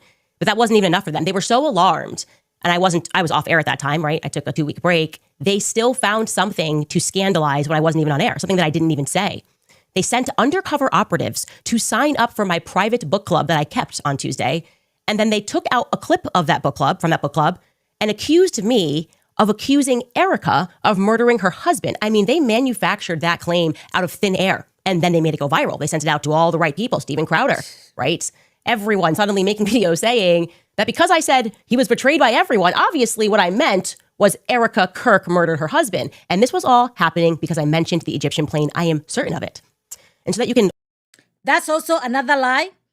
The issue about the Egyptian plane, that came later. The day that it was just like, now you're implicating Erica Kirk, she was talking about the Trumps. Say that, okay, Trump, like when they kill you, they're going to give you a holiday. They're going to name you after the boulevard. Nothing to do with the Egyptian planes that she has discovered. So she's lying. The timeline does not even match. She never said out of her mouth that Erica Kirk killed Charlie Kirk. But she said Charlie Kirk appeared to her in her dream that he was betrayed by everyone. What does everyone mean? She has never made any exceptions as far as Erica Kirk is concerned. She said that Turning Point betrayed, and she's still continuing. Now, all of a sudden, she wants to carve out a room for her that I never accused Erica. By implication, Erica is already implicated. But even Candace knows that to accuse Erica Kirk to come out the way she has come out for Seth Dillon, Josh Hammer, Mike McCoy, Rob McCoy, all these other people, she cannot even do that with Erica Kirk. Even her own people might turn against her. So now she's going to play this game as if she's not implicating Erica Kirk. But every step of the way, Erica Kirk has been implicated, minus mentioning the name Erica Kirk. That's it. We can hear, we can think logically. But you tell us that you go by your gut. We do believe the heart is wicked, desperate, wicked. Who can know it? We don't go by our heart. We don't go by our feelings. We go by the facts. So far, you haven't produced any. Look backward and really see how these psychological campaigns work. I want you to watch this clip of Steven Crowder trying to convince people that despite the words that are coming out of my mouth, they shouldn't listen to what I'm saying. He actually knows what I really meant, which is something that I didn't say. And yeah, here it is. Here's that clip. But you watch this clip in its entirety, and it seems pretty blatant that she's saying, and people are interpreting it this way, which is also important, that the Trump administration, not whatever it was, we went from underground Jew tunnels, Mossad, the Trump administration killed Charlie Kirk. I just really needed to just take a breather and really process everything that happened with Charlie and what it kind of means in terms of where we are. And I think it is a circumstance where we just know. We just know that he was truly betrayed in one of the most egregious ways that I think I've ever seen. It has made me lose faith in politics. It has made me fully lose faith in Trump. And my heart aches for the fact that he gave so much of his life to Trump and to politics. And they just were like, nope, that is it. It serves us or it doesn't serve us, and we want to move on. And so here's a holiday. Bro, if they try to give me a holiday, what is with them giving people a holiday after they kill them? Why is that a thing? You know what I mean? Like, oh, Martin Luther King, what about this holiday? What about this boulevard? Anyways, let me knock it off. Like, they're going to give Charlie Kirk a boulevard. They already did. They did in Israel. They gave him freaking boulevard. It's like, as soon as they give you a boulevard and a holiday, they definitely killed you. Okay, there's no question. They killed you. There's no way. That's like their signature thing. It's like, that's what they do. It's the Fed signature. It's when they sign off after they murder you. They're like holiday and a boulevard. And it's never on a nice side of town either. Like Charlie Kirk Boulevard is not going to be a nice side of town. Anyways, I will be back on the 27th, you guys. Thank you guys for all the support throughout these couple of weeks, these last really kind of 6 weeks since Charlie died. And we will see you guys then. Well, let me first be tactful here and tell you that outrageous claims, and this is an outrageous claim, require outrageous evidence. Of course, as is par for the course, none has been presented. You know who's really close to President Trump, and you know who people are now saying stood to gain? Well, Charlie's wife. Erica Kirk, who has now been put, Candace with that language, with this accusation, has put the wife of Charlie Kirk, and she'll say, that's not what I tried to do. It is. It's the result. Erica Kirk in the crosshairs. There's no middle ground here right now. Either Erica Kirk is evil and was in on it, or Candace Owens is an evil. No matter how many times I watch that clip of me talking about Martin Luther King Boulevard and Charlie Kirk Boulevard, I do not get from that Erica Kirk killed her husband, but that's what they went with. Those were talking points that were delivered to them. They were supposed to go out. No, that's not the point. It's the totality of what you have been saying, Candace, that people have concluded to that. In that clip, the one you just played, there, you accused the Trump, you accused the feds. They were the feds, and they're the Trump. So if it's not Erica Kirk, the Trump did it, the feds did it, the Egyptians did it, the Jews did it, the Egyptians did it, Turning Point USA. So yeah, so this is how she knows how to manipulate her people. She was so mad that video went viral, by the way. So she's trying to find a way just to be like, okay, these people, they came after me, took my video, this, that, and the third. I'm like, no. If you follow her, what she's saying, she has implicated Erica. I don't know why she's pretending otherwise, the way she talks. With the gate with that. The question is why? Okay. Retrospectively, that was a clue. They were panicking. They were trying to pretend me saying that everyone betrayed him, which obviously was not about Erica. It also wasn't about Charlie's mother or Charlie's father or Charlie's children, but they were specifically trying to struggle session that into a slight against Erica rather than more obviously suggesting that people at Turning Point USA betrayed him, which Erica Kirk was not an employee of leading up to his death. No, you said things after Erica was already working for Turning Point. Because Erica Kirk was appointed the CEO of Turning Point, I think 2 days. You know what I'm saying? So yeah, she has made accusations while Erica was a CEO of Turning Point USA. And she has never made the exception. This is the first time. Oh, I'm referring to everybody else but Erica Kirk. That's not what she was doing before. She wasn't happy with the succession plan. Who has succeeded Turning Point USA? Is Erica Kirk. She compared LBJ, all the other stuff. That's actually there. So Candace, do you even listen to your own stuff that you say? Or you forget? Why were they doing that? Then, of course, that made me only look further into the Egyptian plains, and I discovered that the planes had been tracking Charlie. We showed you guys this, right? We created this document and we organized it, SU-BND being the blue plane, and then tail number SU-BTT being the yellow plane. That seems to have struck even more fear into the nest of mockingbirds. In fact, they sent Mother Mockingbird out, Ben Shapiro, to make the exact same wild allegation out of thin air that I said something specifically about Erica when I had not. Again, I'll ask the question, why Erica? Why didn't Ben on stage say she accused Mikey or Rob McCoy? I've done multiple episodes now on Mikey McCoy, on Rob McCoy, speaking about Andrew Colvett, Alex Clark. Why did they keep going back to Erica? What is it about these Egyptian planes that were making them spiral? Now, I'm going to let you guys know right now that it is difficult to investigate a matter, especially when it involves a person that you know, because there are minor things that I immediately noticed that were off or unlikely that would not have necessarily alarmed the general public. For example, one of the earliest alarms that went off for me was the fact that Terrell Farnsworth, the guy who takes out the SD cards, was there at all. Okay, Terrell does not do college campus events. He doesn't do that. He's at the top of the company. He does the big events, the SAS, the AmFest. He does not do college events. But of course, he told me they were trying something new that day. And it must have been so new that it was...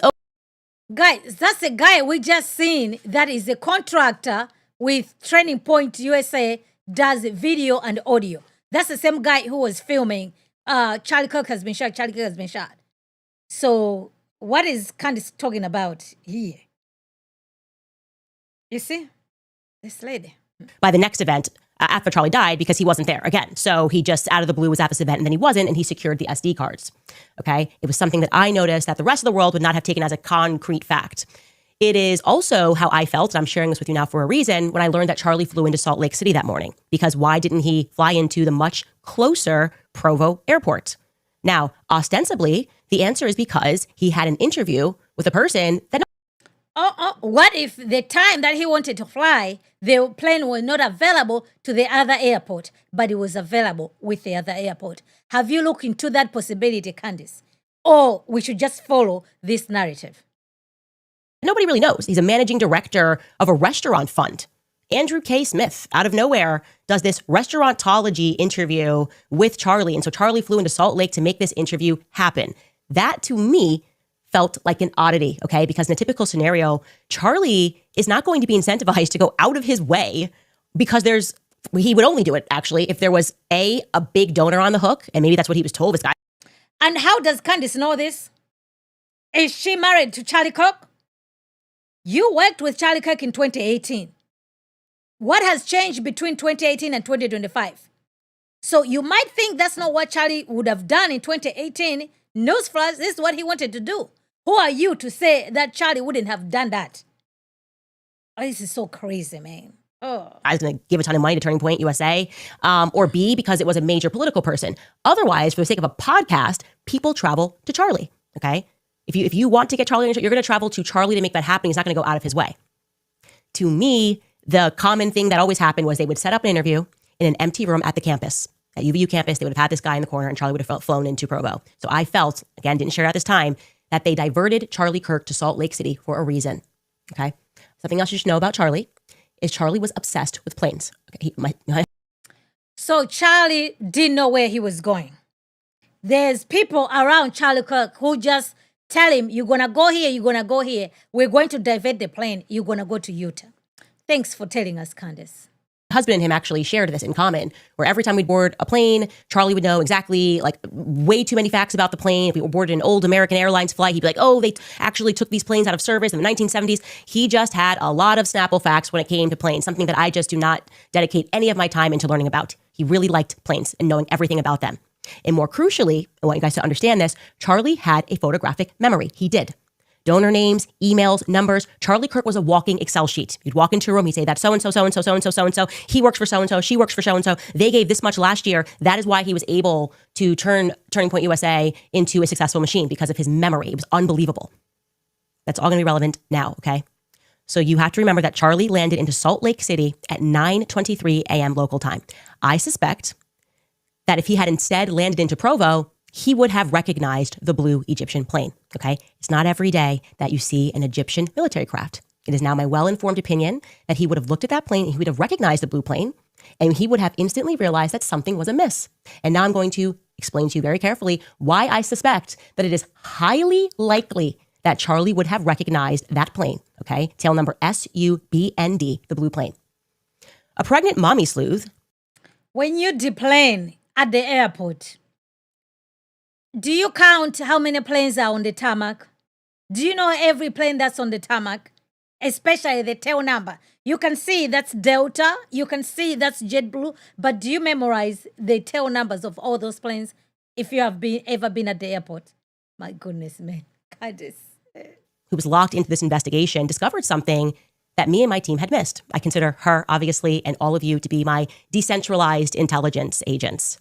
Anyway, she sent me a rather urgent email, and I'm obviously protecting her identity for reasons that are clear. But I want you to know that this discovery is due entirely to her. She is the person that in this regard went max for Charlie when I missed something. Her email stated, in effect, that I was only partially right about the plane tracking Charlie, that she had done an additional 15 hours of research and was able to discern that the person the planes were actually tracking for years was Erica. Not Charlie, but Erica was the one being tracked by these planes. And indeed, it turns out that she was correct.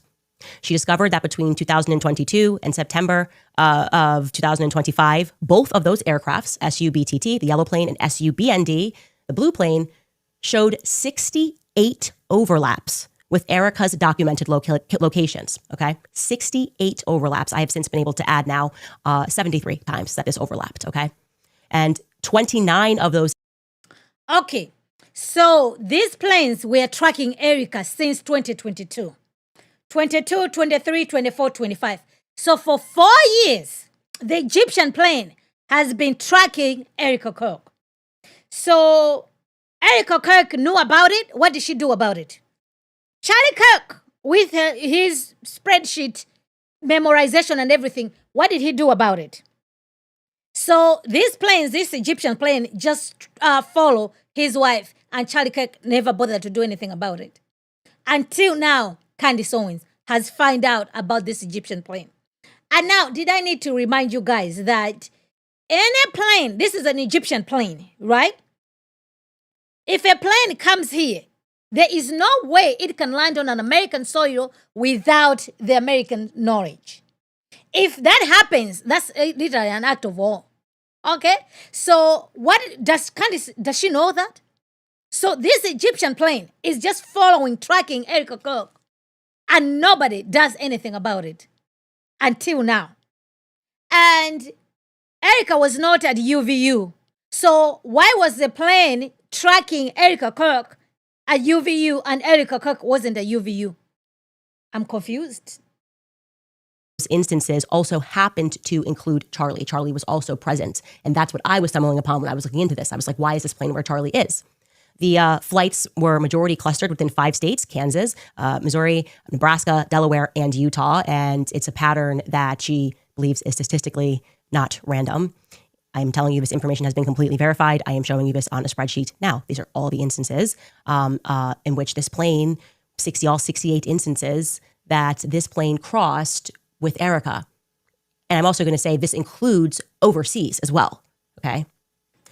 So my instant question becomes, why didn't Turning Point acknowledge that this plane was familiar to them?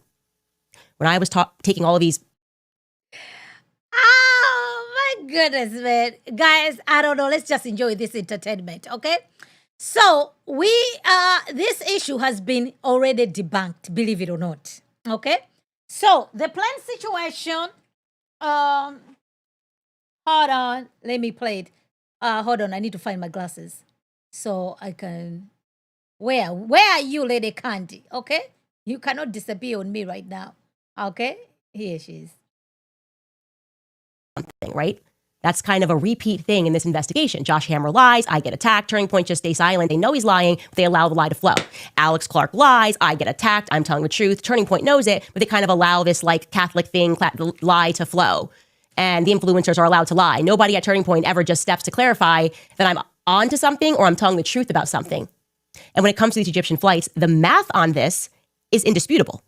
There is less than a 0.000000001% probability, okay, under random distribution models that these Egyptian planes coincidentally landed around Erica at these times.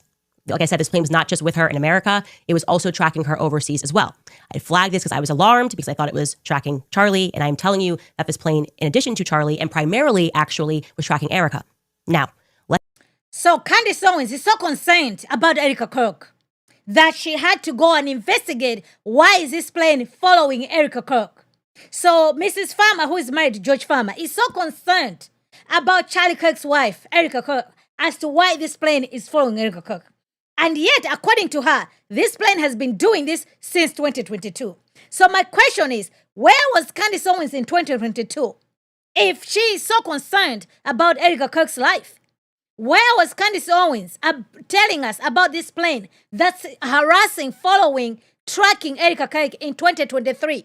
What about in 2024? What about in 2025 in January, February, March, April, May? Where is that information from Candace Owens? Because she's so concerned about Erica Kirk. Do we have it? And if we don't have it, what are we to make about this information? All of a sudden, Candace Owens has woken up and she's so concerned about the life of Erica Kirk and especially the Egyptian plane that's following her. So that has already been debunked, okay? Take a look at this. So, Candace Owens, the math on this and I quote, this is her saying this, right? Candace, on this is indisputable.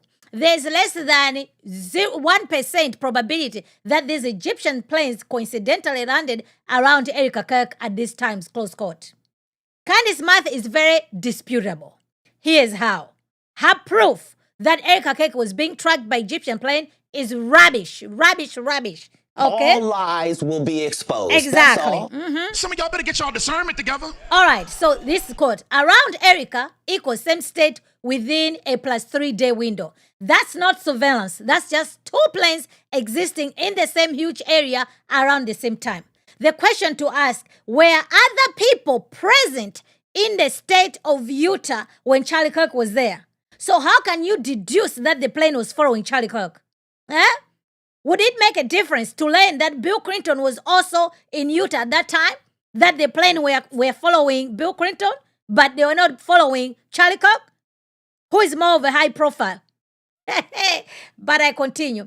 No airport codes, no timestamp, no exact locations. Exactly. So she's not even providing us the receipts. Without those, you can't show anyone was ever in the same airport, let alone the same hour. Hello? So this is already blowing this so-called information that Candace said was going to produce today, once and for all, that she has information that's going to definitively put to bed as to what happened to Charlie Kirk. But we continue. Private jets repeat the same flight routes constantly. They use the same fuel stops, maintenance hubs, and common airports. So overlaps happen naturally. No, not according to Mrs. Farmer. You know what? I actually lived at some point on a airplane path. Okay? Every 5 seconds, the plane is taking off, landing, and so much noise. But eventually, you stop hearing it. Like, it doesn't bother you anymore. Like, you don't hear it landing, you don't hear it taking off. But when they know people coming to the area, they'll be like, man, why do people live here? Oh, there's so much noise and everything else. You know what I mean? So we could actually make the conclusion that, oh, this plane are hurting us. But I continue. We don't know the time span or total flights involved. 73 overlaps sounds big, but over months or years, it's completely normal. She treats plane movements like random lottery balls, but aviation isn't random. Routes are fixed, hubs are predictable, and patterns repeat. No evidence of unusual behavior, no sudden diversions, no tail number coordination, no matching timestamps, nothing that indicates tracking. Just like the majority of Candace's so-called quote-unquote evidence. When you begin to unpack it, it immediately falls apart and is shown to be complete BS. Literally, people keep sharing a spreadsheet from Candace Owens claiming 2 Egyptian jet planes overlapped with Erica Kirk 73 times. Here's the reality, okay? We won't be able to read all this. So this information that she is parading, that she has evidence, it's not evidence, guys. It's nothing. Literally nothing. It's a nothing bag. It's absolutely a nothing bag. And we do know, no, Candace, there is no way you're going to just lie to us. All of a sudden, you're so concerned about Erica Kirk. 4 years later. So this plane has been tracking Erica Kirk for 4 years. if these people wanted to do something to this Erica Kirk, why did they take why take 4 years? Huh? They knew where she was, they tracked her, so they just waited for 4 years? Oh my goodness, we are in trouble.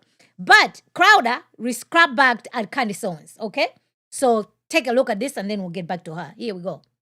Accusing Erica of murdering her husband. I mean, they manufactured that claim out of thin air, and then they made it go viral. They sent it out to all the right people, Steven Crowder. And this was all happening because I mentioned the Egyptian plane. This plane crossed with Erica. What she just showed you would be very much in line with basic service maintenance repairs. And of course, Candace, with the initial story, missed the time of the flight of departure from Provo by about 6 hours. After hiding it for years, I need to complain, I've been outed. If you haven't heard the news about me, just watch this clip, and to my everlasting shame, you'll understand. I had to learn at a very young age to read people. I think that's my superpower, actually. Just being able to look at someone and sense danger or sense deceit. And by the way, I should mention with Steven Crowder, I have never been a fan. He just always gave me the energy of a pathological liar. I trust my gut. I don't trust influencer campaigns. My gut started to tell me that they suddenly began panicking when I discovered the Egyptian planes. What?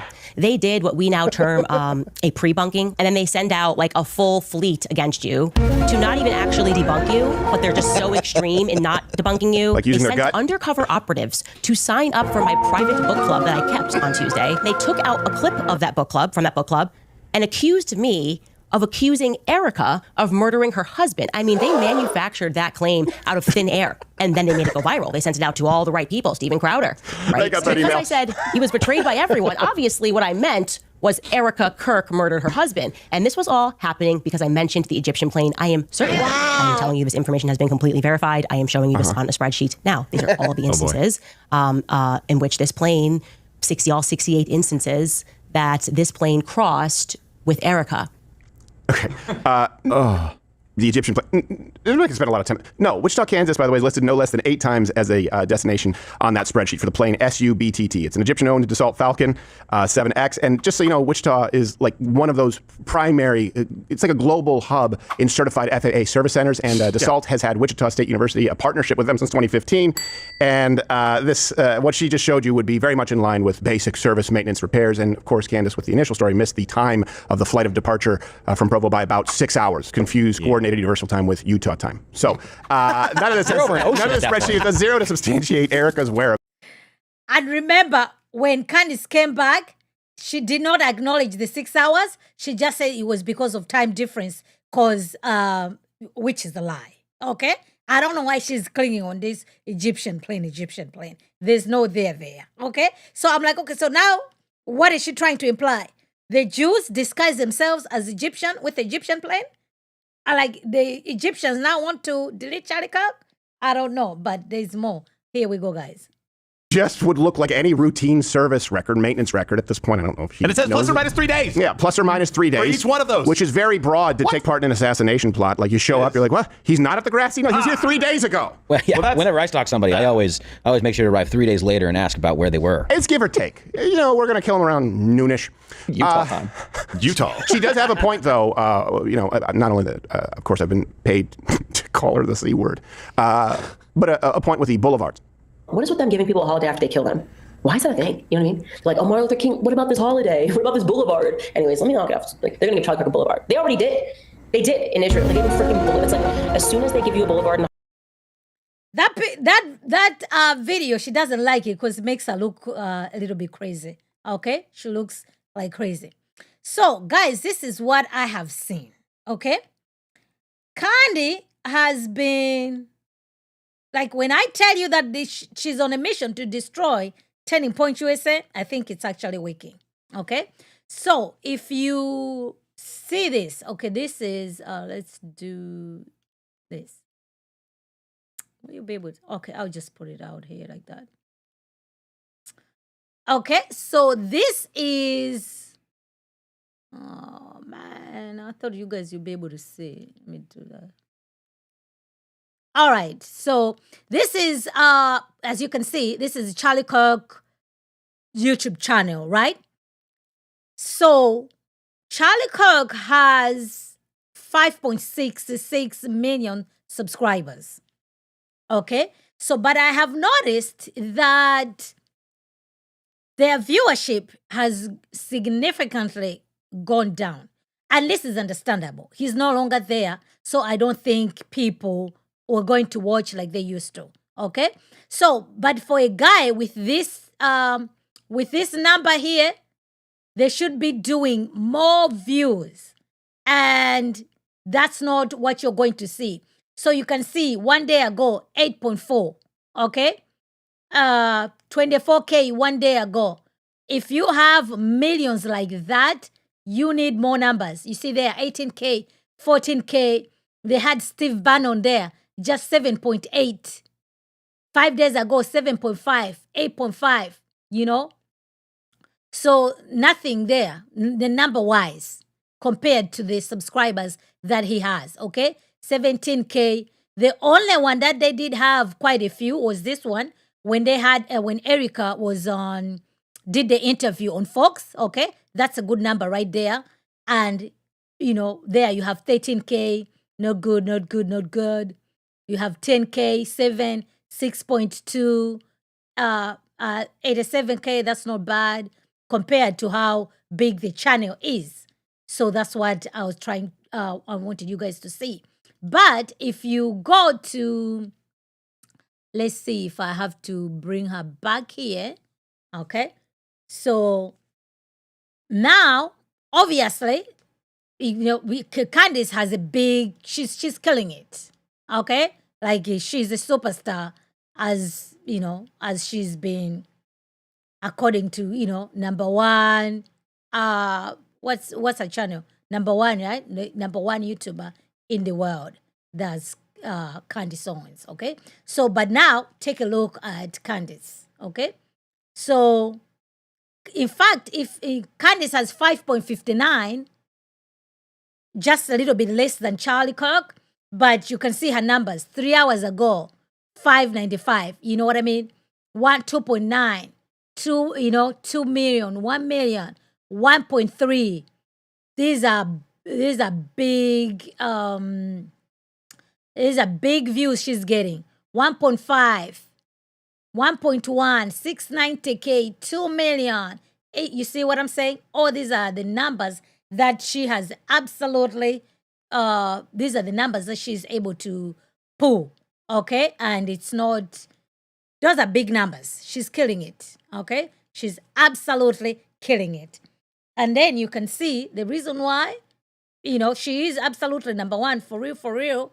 But now it's, you know, it's Charlie. You see what I'm saying? So this is all her profile there. So to me, I just like, well, you know what I mean? Your plan to take down Turning Point USA, unbeknownst to you, is working. Okay? So I'm like, okay, so where are the people? I'm sure other people must have left watching because Charlie Kirk is not there. Have those people migrated from Charlie Kirk now to Candace Owens? You know, I don't know. I do grant that, yes, because Charlie Kirk is no longer there, it's bound for them to lose viewership. But to that significant low number, I don't know. But let's continue with Lady Candy here with her Egyptian plane. Let's get to the day of the assassination. On the day of Charlie's assassination, we know the yellow plane took off in the morning, but the blue plane did not take off in the morning. The blue plane, SU-BTT, did, however, power on. And I want to be very clear as to what I mean when I say that this plane was on. I am saying that it was transponding, okay? It's transponding at the FBO at Duncan Aviation, a private terminal. So at the very least, they powered up the electronics. At most, they fully powered it on and the engine was running. What we know for certain is that it did not move from the FBO. Did not move. It was just on and transponding. And I want you to recognize, I'm going to make it clear for you what are the times that they were transponding. It's 2 times, and I'm going to tell you those times, but first I'm going to have Mark pull this up and he can tell us what it is that what we're looking at here and how we were able to find this information about the jet that was just sitting at the FBO. Yeah, so it looks like, based on this information that I found, and I had to figure out how to use this website because my mother didn't take enough Tylenol when she was pregnant with me, so I can't get too detailed on it. But essentially, all the flight radar websites only show when the plane is actually in the air. But if the plane is on the ground and transmitting, that data from the ADS-B transponder still goes out. So this website, ADS-B Exchange, takes that raw data. And so I was able to find it on September 10th. If you look on the very left of the frame, it shows September 10th. And it looks like there's just one data point. But what I did is I zoomed in And the plane's actually not moving. It's just GPS is a little bit inaccurate when you're this close, but you're able to see all these different times here. And that is the UTC time zone, also known as Zulu time. So subtract 7 hours from that to get Utah time.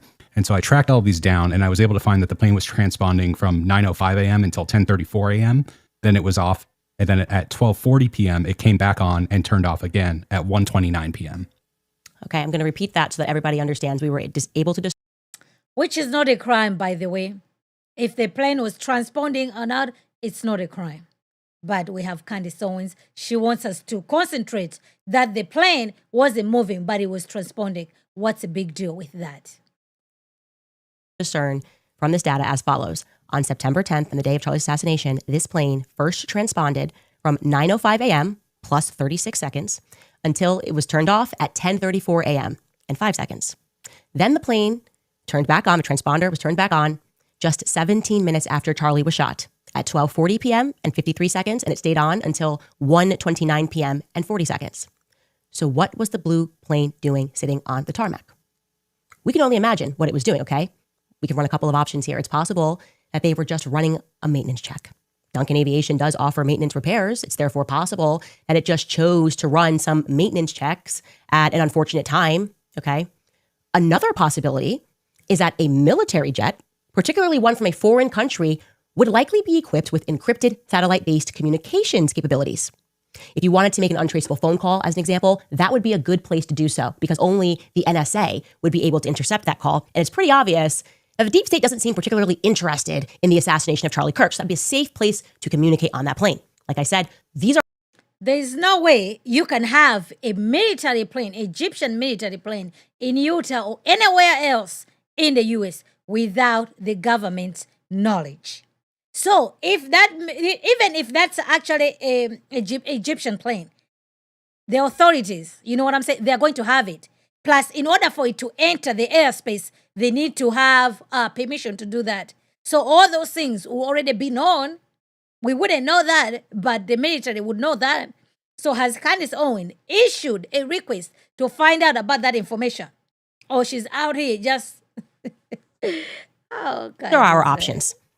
What we can do now, however, is we can add this to our list of verifiable Turning Point USA lies because I'm going to count this as a lie by severe omission, by keeping your mouth shut. And why is Turning Point charged with that? It's a military Egyptian plane. Was it here under the authority of Turning Point USA? What does the Egyptian plane got to do with Turning Point USA? We need more information from you, Candace Owens, if you're accusing Turning Point. That way, we'll be like, okay, these are legitimate questions to ask. If anything, if it's a military plane, your question, you should be asking the military, okay? Like, ask Hexeth. He's in charge of the military. What is this Egyptian plane doing here? The military plane here. What's happening? That's what you should be doing. And allowing Candace to take all the figurative bullets as she points out the oddity of a plane that you guys recognized, okay? My point is that these planes were known to Turning Point USA, and we all deserve to know why they were on the ground on that day, what they were doing on the ground on that day, and also why Turning Point chose to stay mum when every influencer under the sun and every publication attacked me for even mentioning the planes, making it seem like I was dumb, I was stupid. Turning Point USA is able to provide answers to these questions. Candace, the idea of a military plane being in Utah without the government's knowledge, anybody should know that's just not possible, okay? Oh, my goodness. Plus, you told us it's just a gut thing about you. So, yeah, that should explain. There is more that I know, by the way, but I want to challenge them to respond to this first. Were these...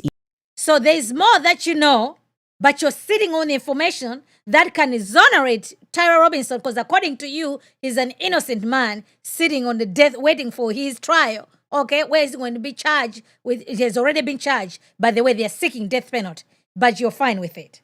And this is an investigation of your best friend, someone else's husband. All right, thank you, Candace. Egyptian military planes familiar to Charlie Kirk? It is a simple yes or no question. And answer it carefully, please, Andrew Colvett, spokesperson for Turning Point USA. Because there was something very specific, Andrew, that you told me that happened when you arrived into Provo on the tarmac that day, and it is now playing over and over and over again in my mind, and it isn't adding up. Another point that I'd like to follow up with, Andrew Colvett, let's stick with you, is that in the hospital on that day, you told me, you were in the hospital, that you were told that there was a credible threat against me and Tucker Carlson. Specifically, you told me that me and Tucker Carlson were on a list and that you were just telling me as a friend that me and Tucker should lay low. And after you told me that, I ended our phone call and I immediately called Tucker Carlson. And I said, hey, terrified, like obviously crying all day and telling him that he and I have to lay low because there's a credible threat. And it is now really living inside me that you did not tell me who that threat was from. I assumed the feds told you, but I asked you the question, why wouldn't the feds call me directly if there was a threat against my life? No such call has come in. How is that possible? How could someone have told you that there was a credible threat and that me and Tucker Carlson should lay low, and yet me and Tucker have since not been notified by any federal agency about those credible threats? Everything you know about Candace Owens, somebody is going to tell Candace that there is a credible threat over your life. And Candace, the investigator, Charlie Kirk's best friend, is not going to ask the person as to where they're getting that information from. Everything you know about this lady, she's just going to be like, oh, thank you for telling me that information. That's it. She's not going to want to know where that information is coming from. I very much doubt it. Okay? But I said it again before. If I was Eric Kirk at Turning Point, Andrew Covert would have been gone. I would have fired him long time ago. You know why? The text message that was done in private. Josh Hammer was on that text message. It was Josh Hammer, Andrew Covert, I think Frank Turek, Rob McCoy. It ended up in Candace Owens' hands. And Andrew admitted that it was his screenshot. But he said he did not send it directly to Candace Owens. He sent it to the government officials.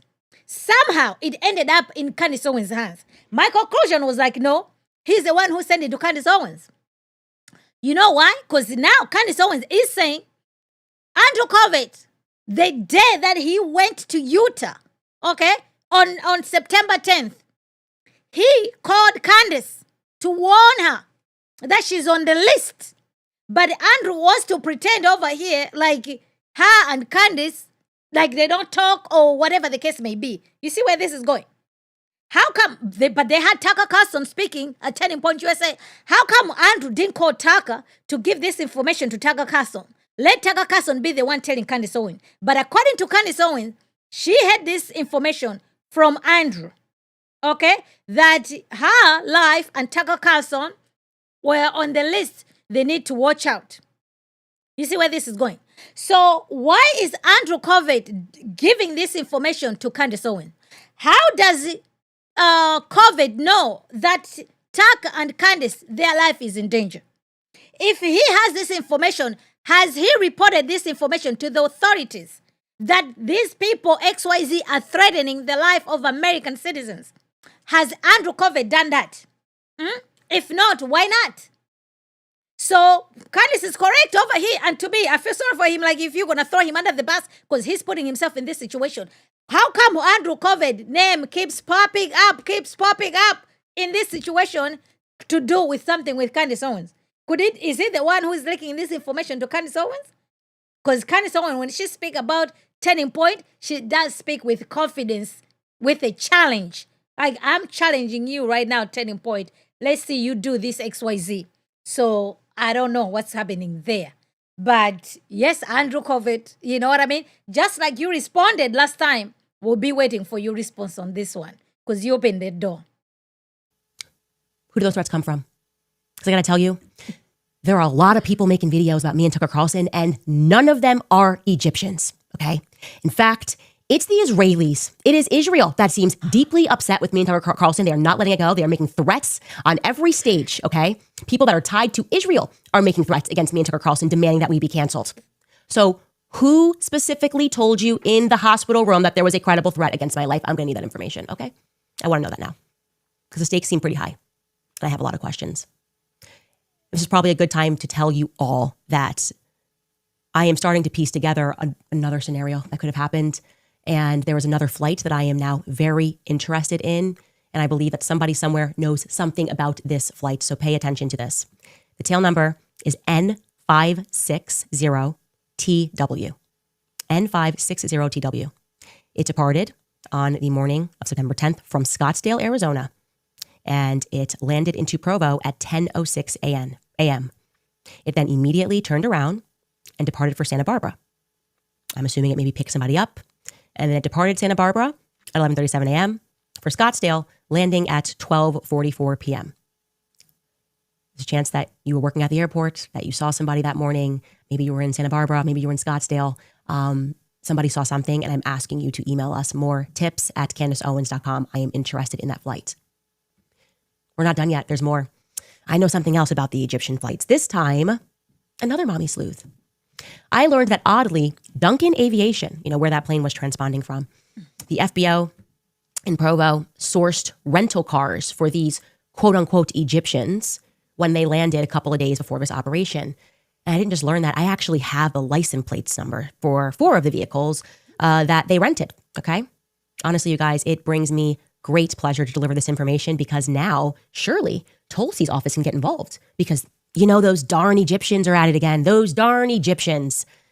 Here are the 4 license plates of the cars that were rented. The first car rented was a silver 2025 Toyota RAV4.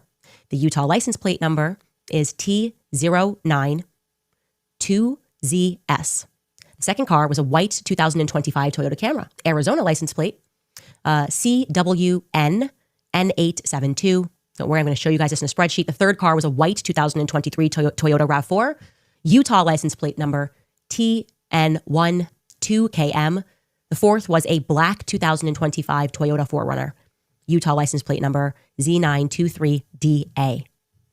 To the students at UVU, do we have this somewhere? Did you pull it up or just did you show them it on the screen? I didn't see what you showed them. Okay, cool. License plates were shown. Now to the students at UVU, please check your phones, your pictures from that day, because if any of those cars were seen at UVU or around campus on that day, then we're going to be able to suspect something else.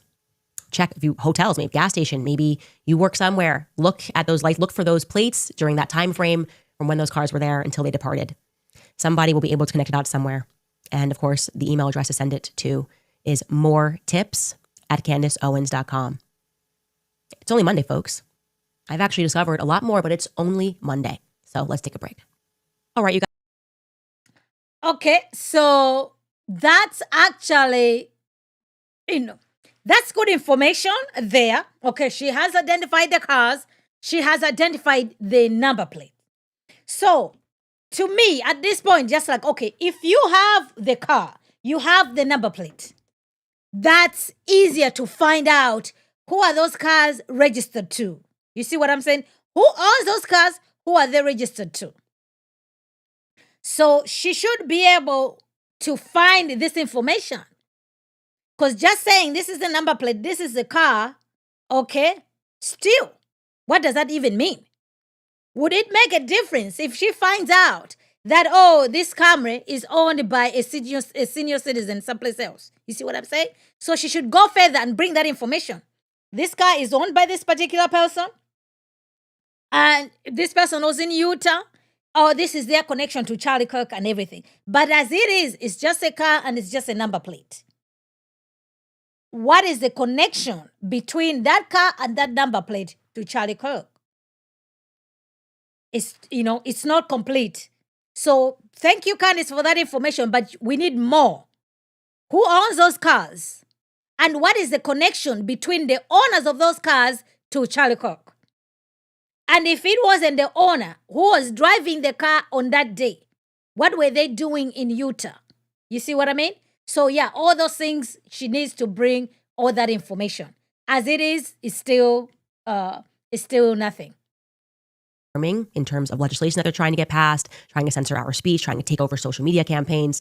Bibi Netanyahu's name checking me and Tucker Carlson, and all of their sycophants are on stage calling us out. So I'm going to connect that dot there. And like I said, there's more I know about those planes. But your move, Turning Point USA, because that's the last time you're going to have me gaslit about something and sit by idly and pretend you know nothing.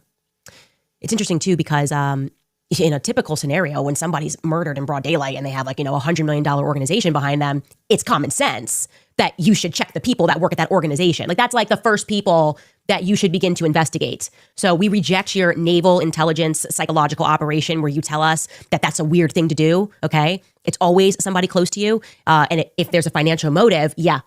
And I would say an organization of that size that misses their deadline, their tax deadline for the first time, that's a little weird. Yes, they did. A YouTube channel known as Wolves and Finance did a report on this, which I'm going to show. Now, this wasn't the people that I was working with, and there is somebody else that I told you that I'm going to have on my show that has been looking into this for a while. But this was extremely well done and at least brought forth some big questions that I think are on a lot of people's minds. How does an organization that size just miss not just they filed for an extension and then miss the extension deadline to file? Let's take a listen to a part of what they had to say. Let's go look at the 990 forms that Turning Point USA submits to the IRS every year. These contain their annual financial statements. When you look at the forms, there are some very strange anomalies. Several of the 990 forms are missing. Turning Point USA lists 4 related entities. There's Turning Point USA, Turning Point Endowment, Turning Point Action, and America's Turning Point. All different organizations do slightly different things. The Form 990 for fiscal year 2024 is posted for Turning Point USA, but it is missing for all the other 3 organizations. It looks like it was never turned in. This is a massive red flag. So Tyler Boyer is being snarky on X.com and telling people to go look at the annual financial audit, but the financial audit is missing from last year for 3 of the 4 organizations. This strange decision to hide their financial statements happened 4 months before Charlie Kirk was murdered. I will repeat for clarity. Someone at Turning Point decided not to file 3 of the 4 of their annual financial statements 4 months before Charlie Kirk appointed a new COO, requested a new audit, and was murdered. Those 3 financial statements are still missing. So to be clear, that was another point that they gaslit me on when I told you that it was unusual that 7 days before Charlie died, he said that he wanted to establish Doge, right? Tyler came out and lied, and he said, this is just totally regular. And Alex Clark said, oh, every year since I've been here, this is what we do. And the guy starts this video by being like, you have to be an idiot to accept that as an answer. Of course, doing an audit has nothing to do with internally establishing a Doge, right? He recognized that something was wrong at the organization. And as I told you, okay, because I do not miss on these things, he was not just concerned about where the money was going, he was concerned about where it was coming from. And what I can tell you about Charlie is that if Charlie got clued into something, if Charlie was at first trusting his lieutenant, and then he suddenly said, wait a second, what's going on over here? And he decided that he wanted to figure something out, he would have figured that ish out by sundown, okay? That is how brilliant he was. If it had his attention, he would have figured it out by sundown. What did Charlie discover is my question, okay? Now, to correct something that he says there, he says 4 months before, that's the regular tax deadline. It is actually normal. It is for big companies to file for a tax extension, but they missed that deadline as well. I think that was October 15th was a tax extension deadline. They have missed them both. And that is completely abnormal. And he is correct. If you go back and you look at Turning Point USA's filings before, they always file all of them at the same time. So this is unusual that they've left off 3 of them. And I'm going to let him get into a deeper clip here where he discusses the quote unquote missing 8.6 million. Take a listen. So before we continue, Candace, because she's so much hatred of the people who work for Turning Point USA, her eyes are on Tyler Boyer, okay? Guys, who owns Turning Point USA? It's Charlie Kirk, right? Now it's Erica Kirk. Who is the beneficiary of all these funds? Who? Is Erica Kirk. Used to be Charlie Kirk. So if there is some shenanigans going on with the finances, the buck stops with who? The buck stopped with Charlie Kirk because he was in charge. And according to Candace Owens, he was very smart, photographic memory, like a working spreadsheet. So all these issues that were going on financially, Charlie Kirk didn't know about it? Charlie Kirk did not know about it. Is that what you're telling me? So in her mind, she thinks this is going to be dunking on Tyler Boyer, but this looks bad on Charlie Kirk. So now it's just like, okay, so what's happening there? You are a non-profit organization.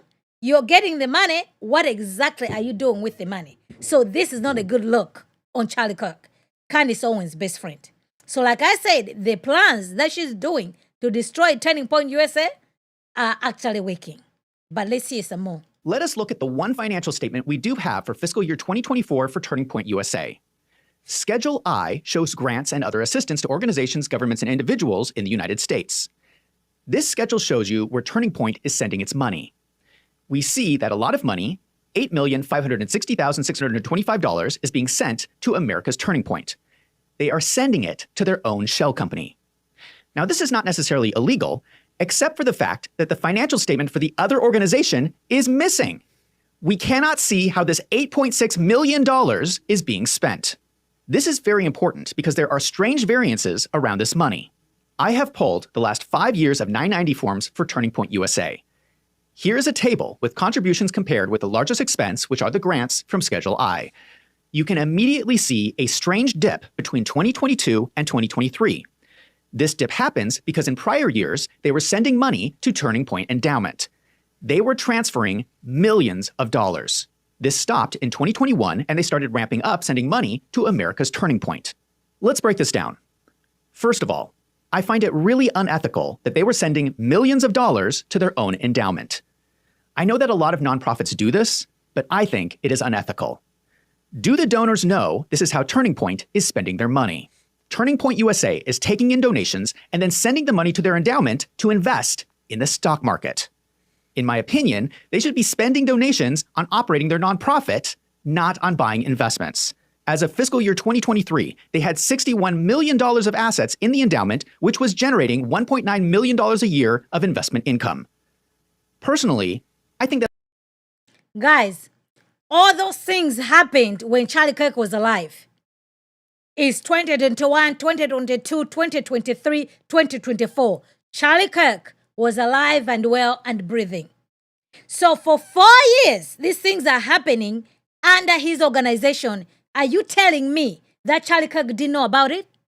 I submit to you, no, I'm not buying it. So these things were happening while Charlie Kirk was alive.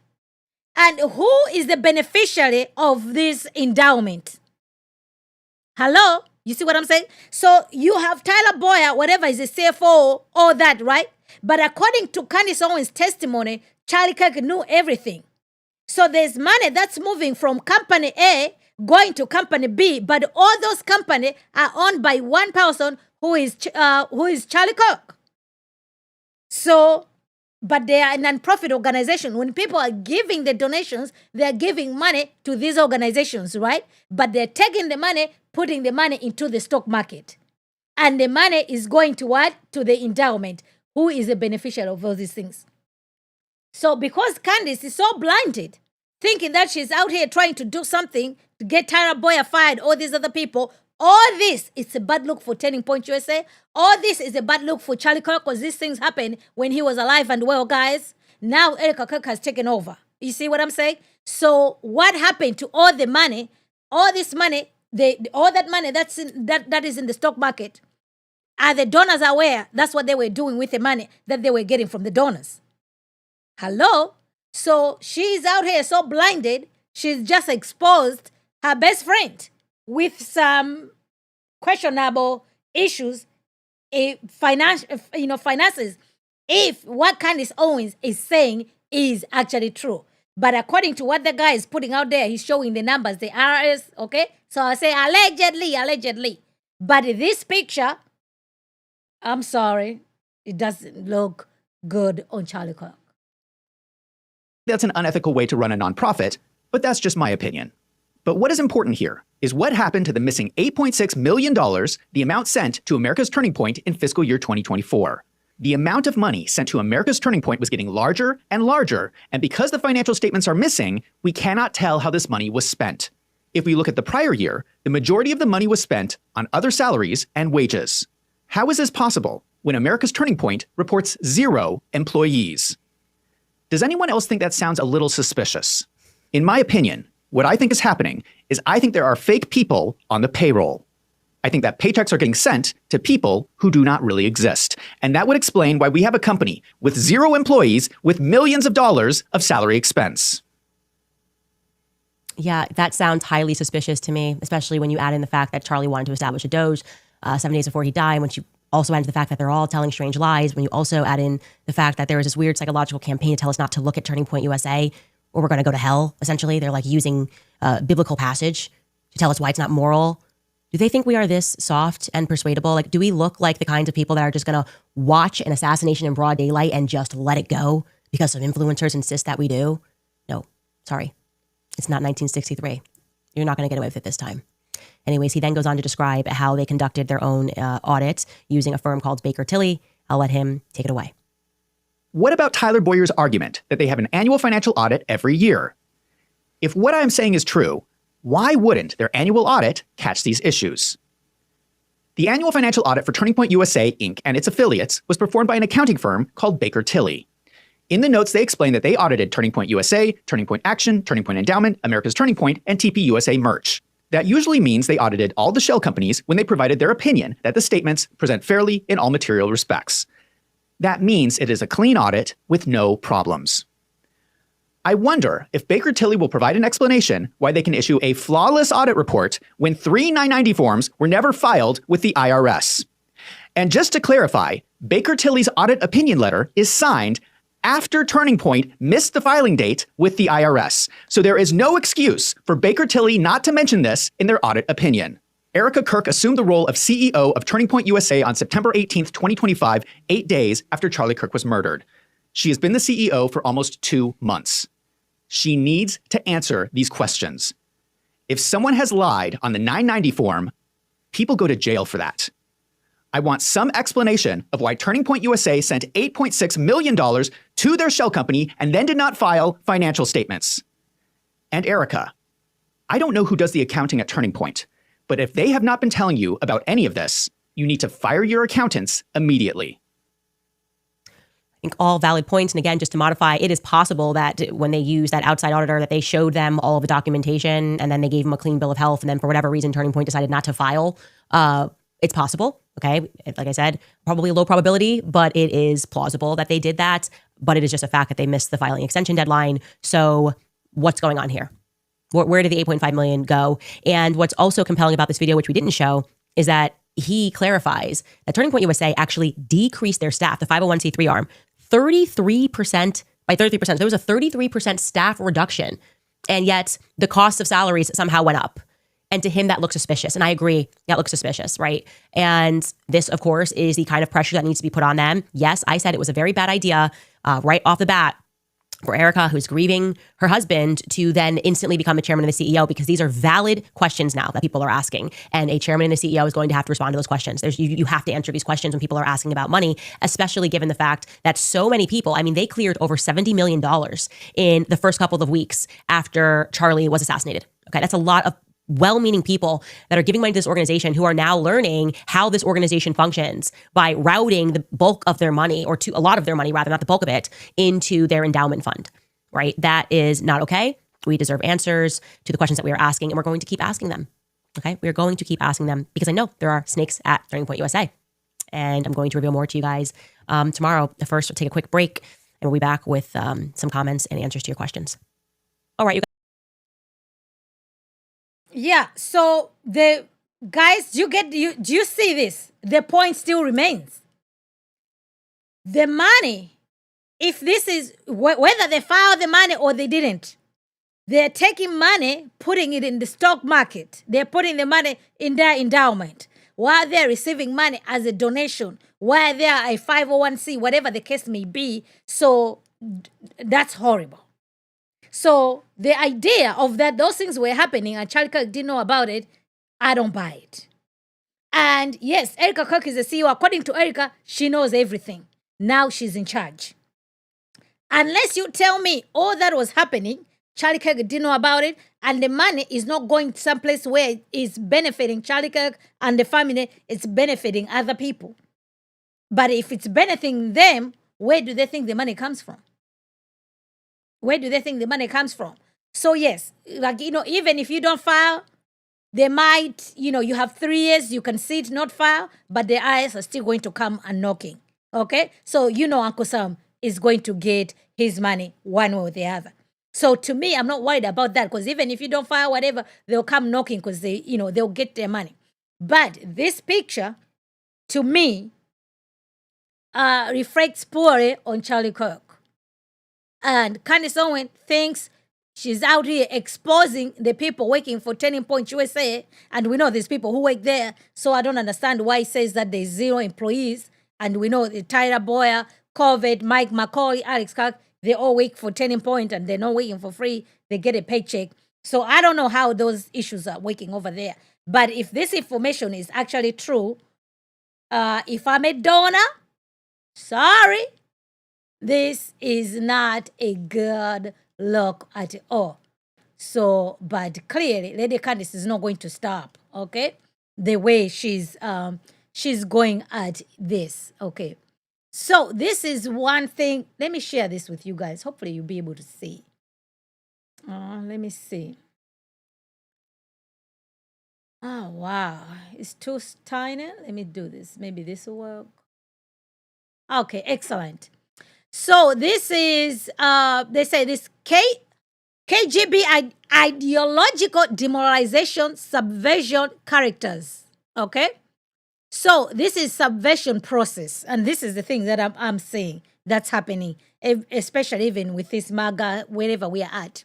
So this says, this is the Russians did this. Areas, ideas, religion, education, media, and culture. Okay?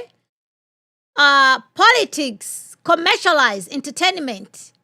I can't even read that. But anyway. So basically, they infiltrate with their ideas in these areas where you have religion, you have education, you have media, you have culture, to infuse certain ideologies. But you won't see that's what bigger infused. It's like propaganda, but you won't even notice that this is actually propaganda, and people just drink it like Kool-Aid, okay? And it just causes division amongst the people who are supposed to be, you can have differences, but you don't have to hate each other. And we can see these are the things that are happening in our political landscape right now. So that issue is actually nice. I'll find a way. Maybe I can just put it in the link. Then you can just, take a look at it. It was very interesting. So Candace, right? And when I read that, I'm like, yeah, this is exactly what she's doing, unbeknownst to her. She portrays herself as, I'm the only one who is seeking truth, and I'm the only one who is going to find you truth. Everybody else are lying, and everybody else is coming after me. She portrays herself a victim. Candace Owens is not a victim. She's doing fine, okay? She's successful in this media industry. So she brings in her people where they are having this cult-like following, like she's a leader of a cult, basically. So now they support her. Yes, go Candace, we're supporting you, and everything else. So every time, whenever she goes to read these comments, it's always things that are actually praising her. And she feeds off that issue. And just like, wow, you are she is a narcissist woman out here. So right now she's pretending, oh, I didn't do anything, whatever, Erica. No, she knows, okay? Her beef is absolutely with Erica for sure, but she's not going to come out right. So she's going to pick off everybody who is around Erica, destroy all those people up till Erica is standing alone. And right now, she's doing it on both ends. She's throwing jabs at the Turning Point USA organization and everybody else, all these other people who work there. So then there's going to be mistrust within this organization. Then people start going to be looking at each other. Is it you? Is it you? Is it you? Right? So even if I'm not fan of Andrew COVID, right? But even if Andrew called you as a friend to give you this information, why are you out here exposing Andrew COVID to the entire world? Oh, by the way, I was warned by Andrew COVID. So if you work at Turning Point, what are you going to think about Andrew COVID? So if you can call Candace Owens, you're warning her. What else are you telling Candace Owens? He might not even be doing anything else. But if I'm working there, guess what? I'll be suspecting Andrew COVID. And we know what she's been doing with Rob McCoy, with Mike McCoy, now with Tyra Boyer, because he's in charge of the finances. But I'm sitting here, I'm like, no, these things were going on before Charlie Kirk died. Why are you blaming Tyra Boyer about this issue? If you were so concerned about Turning Point, where were you in 2021 to talk about their finances? Why now? You see what I'm saying? So now everybody's going to think Tyra Boyer is doing something funny with the finances. But the picture is clear over here. Who is the beneficiary of these of Turning Point USA? Who is in charge of Turning Point USA? So it's just like, I was just like, man, she knows how to play this game and she's absolutely milking it. Oh, man. Candace, you got to salute this lady. She's doing it. She's doing it. Yes. You know what I mean? Yeah. So, and this idea, she doesn't understand about the scripture. When people bring the Bibles, she hates it. Okay? Because she doesn't know. We operate within a biblical worldview. So we see everything through the lens of the scriptures. Candace doesn't even know what that means. So in her mind, like, oh, you're biblical, you bring about the scripture, because she doesn't go by the scriptures. She told us herself. She goes by her gut, her instinct, and her feelings, and the vibes, and the energy. We know, no, but we know. So this is where we have with this farmer lady. So now, even when she's reading these text messages, she actually just cherry picks the ones that are actually praising her. So when she's reading them, it's, oh, this is what other people are saying. No, this is what you want people to tell you, and you're enjoying every minute of it, hiding behind investigating your best friend, who you never showed up at his memorial. Liar. Owens. Okay, I got a text from one of my friends that says, slight detail, but in September, don't forget, there was a daylight saving time switch. So to calculate the time that we said on Charlie's assassination, it was UTC -6, not -7. So for those times, you're going to adjust them 1 hour forward, just to make that clear, because that will be the headline on X. She didn't calculate that right. It's a different hour because of daylight saving time. Okay, I'm going to get into a couple of things. First and foremost, we would like to continue to support us. You can buy our book, Make Him a Sandwich, makehim-a-sandwich.com. And we have them up now, the signed copies by me, CandaceOwens.com, signed copies. Also, we have new merch on the website, plus our Black Friday sale is going on right now. If you use code BLACK20, you'll get 20% off store-wide, excluding the books. This runs through to Cyber Monday, so don't miss out on that. Okay, let's get to the top comment from last Friday's episode.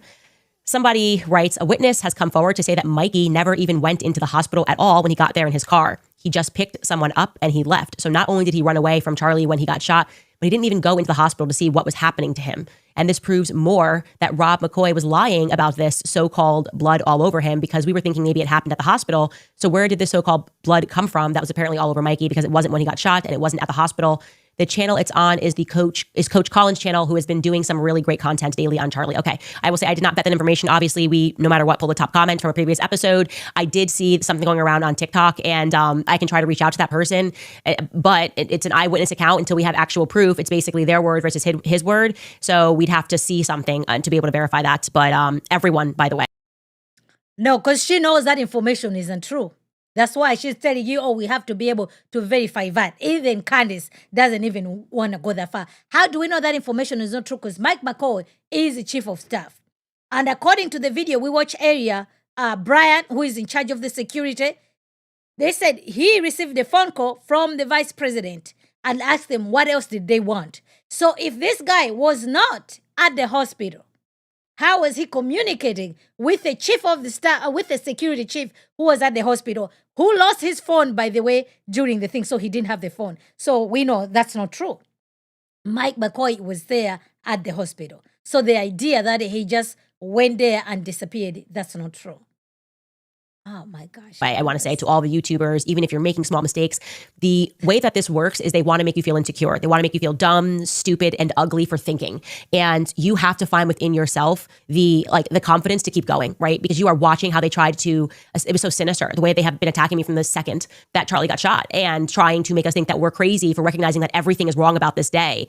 That's a psychological campaign. That is what the war is nowadays. And I want to just encourage all the YouTubers and all the mommy sleuths. This is Project Mommy Sleuth, really, to keep going, to keep sending us emails, and we are going to solve this thing. The Decentralized Intelligence Agency is going to solve this thing. 3 months later, she hasn't solved. She keeps saying the next program we're going to solve, the next program we're going to solve it, but nothing happens. So much so, apparently, there's clubs of women who make sure, like, oh, let's get together and watch Candace. So this is like it's like a drama. It's like soap opera. It's like crime drama series. That's what the ladies are doing. So, oh man, this lady, yeah. I don't know how much longer we can do this, guys. Thing. And like I said, when I tell you what I know tomorrow, it's just, we're getting somewhere, you guys. We are getting somewhere. One day at a time, we are getting somewhere. Okay, what else do we have? We have a comment from the Paleo Rides. writes, hi, Candace, I know you are on the right track. I've been watching daily and I was active on X. Well, until I called out Israeli propaganda and then I was permanently suspended. I had to drive from Arizona to X headquarters in Texas to ask for a review and finally won my freedom 2 weeks ago. They are bigly mad. Yeah, they are definitively running an operation on X. It's obviously military bots. Like I said, they boast if I make one mistake, it's like a trending topic for 3 days. And then when I drop truth, they're like, she's never dropped one fact. And I'm like, we have so many times. It's like crazy to say that we have not dropped any facts. Okay, it's like so beyond insane to try to suggest that we have not dropped facts when we have been the ones breaking virtually every story on this. And of course, credit to all the other people on X who have been doing the same thing. Ricardo Piquena writes, because I know we are completely and unconditionally loved and everything will be okay, it sucks that we are losing real human beings to their games. Keep searching for truth. Yeah, we're stumbling upon it. US flagpole guy writes, Mommy Max for the wrong side of the tracks doing David stuff with her truth acts with class. You got me rapping out here. Thank you for that donation. Friendly Fairy writes, we all need a friend like you, sending love from Australia. Thank you for saying that. Natalie writes, Candace, my heart is beating so fast. This is insane. Your strength is so inspiring and we have your back. Let's effing go. I know you guys have my back. And I also know that Charlie has my back. Because Charlie always had my back and I always had his. And like I said, he knew that I'd be the one to defend him and I would stand up to all of these clowns and all of these people who pretend to be pastors and pretend to be biblical and pretend that they're doing this out of like some moral authority. You are the worst human beings in the entire world. Seriously, to hide behind a Bible, like that makes me angrier than anything else for some reason. Like to pretend that somebody pursuing truth when their friend is assassinated is some kind of an immorality or a quote unquote evil makes me sick. It literally makes me sick. It's how you are pursuing truth, Candace. You cannot be pursuing truth while you're compromising the process that you use to pursue the truth. All the stuff that she's got wrong, she just keeps cruising. And all these accusations left and right, the people she has accused with zero evidence, the Bible speaks against such things. That's why we are out here. No, that's not what the Bible teaches, Candace. So, but that's what she hates, according to her. So it's just like, man, this lady... she's been consumed about this. And this idea, like, okay, so Charlie Kirk believed you're the only one. Then why did you marry Farmer? And why did Charlie Kirk marry Erica Kirk? If you were the one who was going to be there for him, okay? I was just like, man, hey, if Charlie Kirk could see this issue, hey, you just regret, man, why was I friends with Candace Owens? George Farmer, come get your wife out here, man. The nerve of these people, the things that they did. But I will respect them in one regard. They knew that the first thing they had to do was when I was in my grief stage was to try to pretend Charlie and I didn't even have a relationship because they knew that I would be the one. They knew I was the anomaly. They knew I had already said F the money. They knew I had already said F the reputation. I don't care about the headlines. And what F the money? What money? She's racking up money right now like anybody has ever seen. So that's another lie that we can actually see. Come on, Candy. Because they tried to incentivize me with all these things before. They knew that I would be the one to burn it to the ground and see what came from the ashes rather than to side with a lie. So you see? So she's speaking truth here. She is willing to burn Turning Point USA to the ground. And I'm telling you, she is going towards that direction. So far, you ask me, it's working. It's absolutely working. So credit to them for recognizing that I'm built different. New Life Plan writes, I was today years old when I learned that anyone can FOIA all flock license plate cameras, locations, and data points. Now you know too. What? Is this a thing? Can you FOIA all flock license? What's a flock license plate camera? We talked a little bit about that off air. There's a network run by a company called Flock of automated license plate readers that are dotted throughout pretty much every town in the United States. Let's go. So we can, I looked up the locations. There are some somewhat near UVU as well. So we'll see if we could FOIA that information. Effing go. Yes. I don't know how I missed that earlier. That is great news, you guys. I know the feds are trying to cover everything. More tips at CandaceOwens.com. We have to be faster than them, smarter than them. Somebody saw something. You have the license plate numbers. Let's go. Calcanus writes, amazing work. We deserved answers and Charlie deserves justice. He's going to get it. He is going to get it. This deep state operation, ain't it? Zamet writes, Candace, go Max. Charlie is watching. He is. Beth writes, Israel had a chokehold on America since JFK. Yeah. Trump couldn't have predicted this awakening. Couldn't he flip? He should resent the Zionist mafia for blackmail. Trump is old. Might investments matter less than legacy or his soul? You know, I don't have to assign anything to Trump. I know that if I was at the end of my life, you know, like in my 80s, as he is in his 80s, I would be caring deeply about the state of my soul. I don't know what's motivating him. I really don't know what's motivating him, or rather what's not motivating him to get to the bottom of this when the entire world knows that what we've been told is BS. Why isn't Trump calling me like I'm a side and we're like, let's figure this thing out because Charlie loves Trump. So it really tells you that politics is fickle. So the president of the United States should be calling Candace Owens how the two of them are going to figure out what happened to Charlie Kirk. Does that make sense to you guys? When people say this lady is delusional, I'm telling you, man, like why? He has the entire administration at his fingertips. Why call Candace? Come on now. Why can't he call Erica Kirk? Why should he be calling you? You shouldn't have a lot of friends in politics. And Booch writes, have you seen the new Sean Ryan with the security detail that took care of Charlie? Do you feel they are trying to push their narrative? We love you, Candace, and we're praying for you always. I have not seen it yet, but I intend to watch it, and I will give feedback on it this week without question. It's on my to-do list.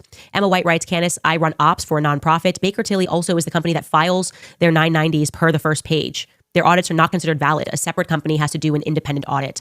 Okay, very interesting that you're saying that. Again, we're reading comments live, so this is allegedly a Baker Tilly, don't come after me. But yeah, that video went deeper into some lawsuits that Baker Tilly was facing for not auditing things correctly. Now, that could be commonplace. If you are an auditing firm, maybe it's normal for auditing firms to be sued. I don't know. That is not an industry that I'm familiar with. GAZF25 writes, I'm 38 years old and never in my life has a journalist been this transparent with Americans, the youth of the nation. This is the way forward. Candace Owens journalism is the new standard. We are pioneering something. And we definitely are. It's never been done like this. No one has ever decentralized the intelligence. No one has ever asked for help. And I don't think there's ever been a person that has cared more, that has been standing against evil people, who was leading the investigation. I don't think that's ever happened. I think we're making history. We may not be here when it's celebrated, but we're making history, and what we do today actually does matter. I know that. And I don't care what any of these people say. I was clear. I was explicit when I said that I want war with all of you. Anybody that's lying is going to get exposed. I told you. War with all of you. Does that include Erica Kirk? I felt it spiritually. Charlie told me he was betrayed in a dream. They laughed at me. They mocked at me. Well, who's laughing now? We'll see you guys tomorrow.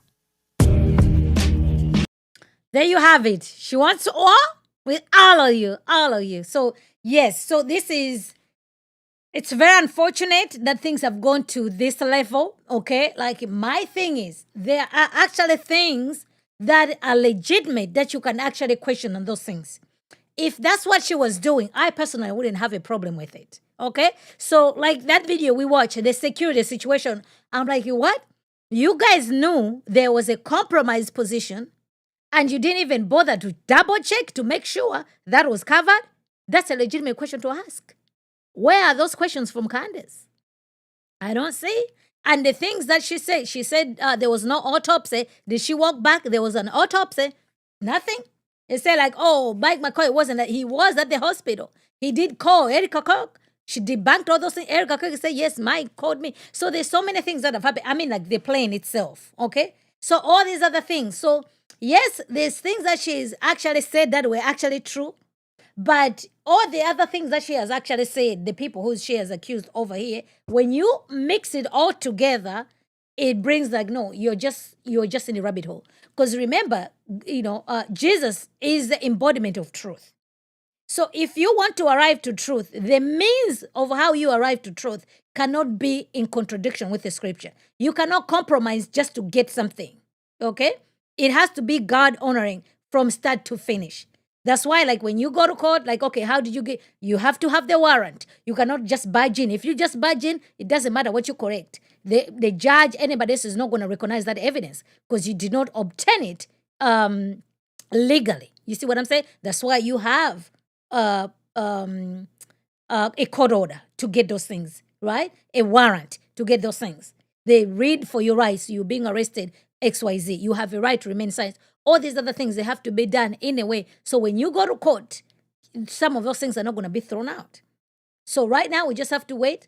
They're investigating. They're going to go to court. The truth is going to prevail. If it's not Tyra Robinson, okay, then we want the people who did this, they must be brought to justice. And according to Candace, she has this information. I ask, has she filed a police report? Has she filed a police report? Who are these people? Is she going to tell us? If she doesn't have to tell us, has she told the FBI? Has she told the investigators? So this is where we're at. But all in all lies will be exposed. That's all. Exactly. Some of y'all better get your discernment together. Exactly. You know what I mean? Like, yeah, with discernment, thinking caps, they have to be on. But yes, I know if you're tired, I am tired too. So we have to absolutely leave it there for now. But this one is for you guys.